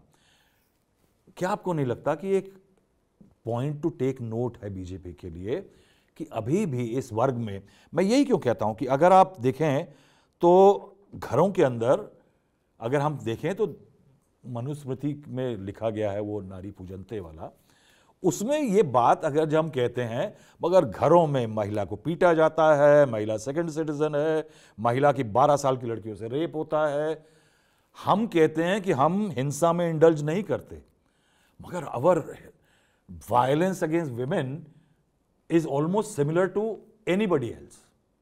वैसे 12 साल की लड़की से रेप अभी किसके साथ हुआ है? दैट इज अ डिफरेंट समाज में। अच्छा, वायलेंस अगेंस्ट वुमेन दुनिया में सबसे ज्यादा कहां है? वो भी डिफरेंट है। अच्छा सुनिए, देखिए, हम बेहतर हैं कि नहीं दुनिया से? माइनर वुमेन के साथ शादी करने का रूल कहां किसके लिए है? वो भी डिफरेंट है। 4 बीबियां रखने का वो भी डिफरेंट है। हलाला करने का वो भी डिफरेंट है। मगर सारी बुराइयां हिंदू समाज में। No, but I am speaking इसमें क्या है? हिंदू धर्म में वायलेंस कोई ऐसा नहीं है कि एक बहुत ही आउटलैंडिश कॉन्सेप्ट है, क्योंकि एक नया एग्रेसिव हिंदुत्व का जो कॉन्सेप्ट आया है। आपने कहा कि शेड्यूल कास्ट के साथ वायलेंस होती थी। अब बड़ी मजेदार बात यह है कि दिल्ली के दंगे हुए, उसमें कंफर्मेटिवली नहीं कहा जा सकता किसने किया 2020 में। 2013 मुजफ्फरनगर कंफर्टेबली नहीं कहा जा सकता। 1984 कन्फर्मली नहीं कहा जा सकता। 2002 गुजरात कन्फर्म कुछ नहीं कहा जा सकता। 87 का मेरठ का दंगा हो, 80 का वो, 47 में जरूरी नहीं कि यही गलत था। औरंगजेब में भी जरूरी नहीं ये गलत था। खिलजी में भी जरूरी नहीं है गलत था, मगर एक ही चीज है जो 1000 साल पहले से आपने एकदम कन्फर्म मान रखा है, ये सत्य है। तो मैं तो बताना चाहता हूं, डॉक्टर अंबेडकर ने अपनी किताब लिखी है हु वर शूद्रास, और उसके फर्स्ट चैप्टर के फर्स्ट ही पेज में शायद 3rd पैराग्राफ में लिखा है कि आज के मॉडर्न डे शेड्यूल कास्ट वैदिक एज के शूद्र नहीं है, मगर ये सारा का सारा नैरेटिव समाज में लड़ाई लगवाने के लिए किया जाता है। मैंने ऐसे पोलिंग बूथ देखे हैं, गांव देखे हैं, इवन टिल 2002, जहां दलितों को वोट नहीं दिए जाने चाहिए। देखिए, पहली बार पोलिंग बूथ, देखिए दोनों में अंतर है। जहां पर मामला इकोनॉमिकल था उसको सोशल कर दिया गया, जहां सोशल की है नहीं। अब मैं आपको बात बताता हूं, ये बताइए हिंदू धर्म के 2 सबसे बड़े महाकाव्य कौन है? रामायण और महाभारत। रामायण का रचयिता महर्षि वाल्मीकि समाज आज कहाँ है? शेड्यूल कास्ट में, ठीक। और महाभारत का रचयिता महर्षि वेदव्यास, उनकी माँ क्या थी? मछुआरिन। वो समाज आजकल कुछ जगहों पे शेड्यूल कास्ट, कुछ जगह ओबीसी। मतलब फैक्ट तो ये दिख रहा है, मगर बताना ये है। बड़ी मुश्किल से होता है चमन में दीदावर नैरेटिव देना चाहते हैं, तो मैं इनसे ये भी कहना चाहता हूं, जो आपने कहा वायलेंस कहाँ हो रही है? आज बांग्लादेश में जो हो रहा है, अब मेरा पूरा सेंटेंस होने दीजिए। इंडियन गवर्नमेंट भी रेडी टू मेरी पूरी बात होने दीजिए। जो बंगाल का सोशल कॉन्फ़िगरेशन है वही तो बांग्लादेश का था। तो 75% SC OBC थे, आज के पाकिस्तान बांग्लादेश में कहां चले गए? कहां चले गए? वो हुए वायलेंस के शिकार। जो लोग नैरेटिव बिल्डअप करने का प्रयास करते हैं उनको पता होना चाहिए वो कहां चले गए, कट गए या कन्वर्ट हो गए। आज बंगाल में 91 जातियां ओबीसी में ऐड की जाती हैं, 85 मुस्लिम, जबकि वहां जाति नहीं होती। मैं इसलिए कह रहा हूं नैरेटिव बड़ा भयानक बिल्डअप करके रखा गया है। आपकी थ्योरी में क्या इंडिया हैव इंटरवीन? क्या इंडिया इंटरवीन कर सकता था? नहीं, बांग्लादेश देखिए दूसरा देश इंटरवीन तो नहीं कर सकते, पॉसिबिलिटी नहीं है। परंतु क्या हिंदू जो वहां से भागेंगे अगर उनको शरण चाहिए होगी, अब सरकार, तो आपके पास कानून भी है? अब तो देखिए सरकार इस विषय पे सतर्कता से नजर रखे है, और जो भी as per law and as per constitution and as per the international जो भी ट्रेडिशंस जो होगा हम करने का पूरा प्रयास करेंगे। उसके बाद ये जो मगर मैंने जो विषय कहा, मैं फिर कह रहा हूं, अगर जो लोग कलकत्ता में रहते थे वही कॉन्फ़िगरेशन सिलहट में था, जो मालदा में था वही मुर्शिदाबाद में था, कहां चले गए? There is a story similar. There is a story नहीं, this is the real story जिस पर से आंखें बंद करने को कहा जाता है। और आज सीए में जो लोग हमसे नागरिकता मांग रहे हैं उसमें 80% शेड्यूल कास्ट। मैं एक सवाल पूछना चाहूंगा कि क्या मेरे 2 सवाल बचे हैं कि सरकार ने फैसला किया कि जो सुप्रीम कोर्ट ने क्रीमी लेयर का कॉन्सेप्ट किया था उसको उन्होंने, सरकार ने अपनी पोजीशन क्लियर की है कि ऐसा कोई बाबा साहब अम्बेडकर के लिखे संविधान में ऐसा प्रोविजन नहीं है। Do you think that's a right course correction to signal, और कि दलितों को ये सिग्नल देना कि आपको खतरा नहीं है साहब? देखिए इसमें प्योरली टेक्निकल मामला है। जैसे अदर बैकवर्ड क्लास है OBC, schedule SC ST schedule caste and schedule tribes है। तो जो शेड्यूल कास्ट को दिया गया है वो उनकी आर्थिक स्थिति को बढ़ाने के लिए नहीं दिया गया है, जैसे इकोनॉमिकली एंड बैकवर्ड क्लास नहीं है, वो एक सामाजिक आधार पर जो भेदभाव की व्यवस्था रही उसको समाप्त करने के लिए दिया गया है। तो इसका जो एंगल है that is social not economical, और बाबा साहब अम्बेडकर ने इसी हिसाब से किया था और संविधान में भी यही लिखा, इसलिए सरकार ने कहा जो संविधान में लिखा हम बिल्कुल स्ट्रिक्टली उसी को मानेंगे। Quick questions. Rahul Gandhi is trying to create a situation जहां राम वर्सेस शिव एक वो प्रेजेंट कर रहे हैं, बार बार शिव की फोटो लाते हैं वो पार्लियामेंट में, एक कोशिश है। देखिए ये पूरी तरीके से आप ऐसे समझिए, अगर उनको शिव और भक्ति इतनी है तो किसी ने देखा राहुल गांधी ने शपथ क्या ली थी? भगवान के नाम की शपथ तो नहीं ली। He has solemnly affirmed in English. और मजे की बात 2014 में ईश्वर के नाम की शपथ ली थी हिंदी में, मगर 24 में शपथ ली सत्यनिष्ठा की। आपका अधिकार है। हाँ, अधिकार है। तो ईश्वर पे विश्वास शपथ में नहीं है, फिर पार्लियामेंट में आके ईश्वर की फोटो दिखाते हैं। इसे कहते हैं एक चेहरे पे कई चेहरे लगा लेते हैं लोग। तो देश की जनता इतनी मूर्ख नहीं है कि आप शपथ में तो ईश्वर का महत्व नहीं है, राजनीति में फोटो दिखाने के लिए ईश्वर का महत्व, और वो भी बहुत अपमानजनक तरीके से दिखाया। भगवान शंकर या गुरु नानक देव की ऐसी फोटो में दिखाना फिर रखना। Do you think he has improved as a leader? थोड़ा कुछ एक कंसिस्टेंसी है, कुछ आपको दिख रही है? मुझे उच्छृंखलता ज्यादा दिख रही है, और उद्विग्नता, व्याकुलता ज्यादा दिख रही है। मतलब उनके लिए एक लाइन में कहूंगा, थर्ड अटेम्प्ट में थर्ड डिजिट नहीं पहुंच पाए, पर कम से कम फर्स्ट रो में आ गए, नेता प्रतिपक्ष बन गए। ये लाइनें बनाते हैं आप लोग? नहीं, ये तो बड़ा ही फेमस एक गज़ल है, उसकी एक लाइन है। अच्छा। वो गज़ल ये कहती है कि खामोश लब हैं, झुकी हैं पलकें, दिलों में उल्फत नई नई है। पर इनके लिए तो लागू होता है, गुस्ताख लब हैं, तनी है बौहें, और दिलों में नफरत नई नई है। पर उसकी आखिरी मिसरा है कि ज़रा सा कुदरत ने क्या नवाजा, जो आके बैठे हो पहली सफ़ में। पहली सफ़ मतलब फर्स्ट रो में। ज़रा सा कुदरत ने क्या नवाजा, जो आके बैठे हो पहली सफ़ में, अभी से उड़ने लगे हवा में, अभी तो शोहरत नई नई है। तो इनका जो है, जो आप कह रहे हैं चेंज आया, वो हवा में ज़्यादा उड़ रहे हैं, धरातल पे कम। Who is the one debater from the opposition party जिसके साथ आपको डिबेट करके अच्छा लगता है? देखिए, मैं पहले बात कहना चाहूँगा, मैं चाहता हूँ कि जिससे मैं बात करूँ और या जो दर्शक हों, उनके दिमाग को हिट करे, दिल को हिट ना पड़े। दिमाग पे चोट पड़नी चाहिए ताकि वो सोचने पे बाध्य हों कि क्या सच है। दिल पे चोट नहीं पड़नी चाहिए। और जहाँ तक अपोजिशन वाली बात है, तो मैंने आपसे बताया कि भाई जब मैंने डिबेट शुरू की थी तो Salman Khurshid ji, Satyavrat Chaturvedi, Janardan Dwivedi, Pramod Tiwari, Abhishek Manu Singhvi, even younger generation है, मनीष तिवारी से लेके, और मैंने चिदम्बरम जी तक बहस की है। बहुत से लोग जब हमारी पार्टी में आ गए, कांग्रेस में बड़े सीनियर थे, जगदम्बिका पाल जी और रीता बहुगुणा जोशी। अब आपको लगता है कि उन लोगों का आज के लोगों से कंपैरिजन आज के में कौन है? यानी तो मैं इसलिए कह रहा हूँ, आप तोरी तरकारी टिंडा लेने गए हैं, उसमें से बेस्ट सब्जी किस दुकान पे मिल रही है? कौन है बेस्ट सब्जी? Who is a good debater? पहली बात तो मैंने कहा, जब इतने लोगों से डिबेट की तो वो कंपैरिजन ही सरासर अनुचित है। और आज कहें तो क्यों किसी का नाम लेके किसी के लिए मुसीबत पैदा कर रहे हैं? समझने वालों को समझना चाहिए। एंड कौन ऐसा कोई है जिसके साथ अब नहीं करना चाहते? कुछ लोग ऐसे भी हैं जो कि अब ऐसे रेल में आ गए आप जिनको बिल्कुल नहीं पसंद करते। नहीं, अब ये तो दर्शक देख के खुद ही कमेंट करते हैं कि इसके साथ डिबेट करनी चाहिए, किसके साथ नहीं करनी चाहिए। वसीम बरेलवी का शेर है ना, कौन बात कैसे कहाँ पर कही जाती है, ये सलीका हो, पता हो तो हर बात सुनी जाती है। मगर पुराने ज़माने में क्या होता था, राजा आपसे खुश हो गया तो आपको हाथी दे दिया, और किसी बात तो उसको बुरा लग गया तो हाथी के पाँव के नीचे कुचलवा दिया। तो एक कहावत होती थी, बात ही हाथी पाइए, बात ही हाथी पाँव। राजनीति में ध्यान रखना चाहिए। एक आपसे आपको लगा मैं बहुत अच्छी बात किया तो हाथी के सर पर है, और जरा सा गलत किया तो आपका कैरियर हाथी के पाँव के नीचे आ जाता है। Sudhanshu Trivedi ji, thank you very much for giving us so much of time.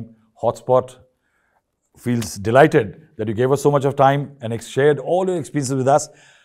Sudhanshu ji ने आखिर में जो बात कही है, मेरे ख्याल से हर बडिंग नेता के लिए, जो कि स्पोक्सपर्सन या किसी नैरेटिव का एक लाइन और मैं बोल देता हूँ। जो आपने दोहा कहा, तो रहीम का दोहा है कि बाणी एक अमोल है, जो कोई बोले जानी, हिये तराजू तौल के तब मुख बाहर आनी। यानी आपका वाणी, आपके शब्द बहुत अमोल हैं।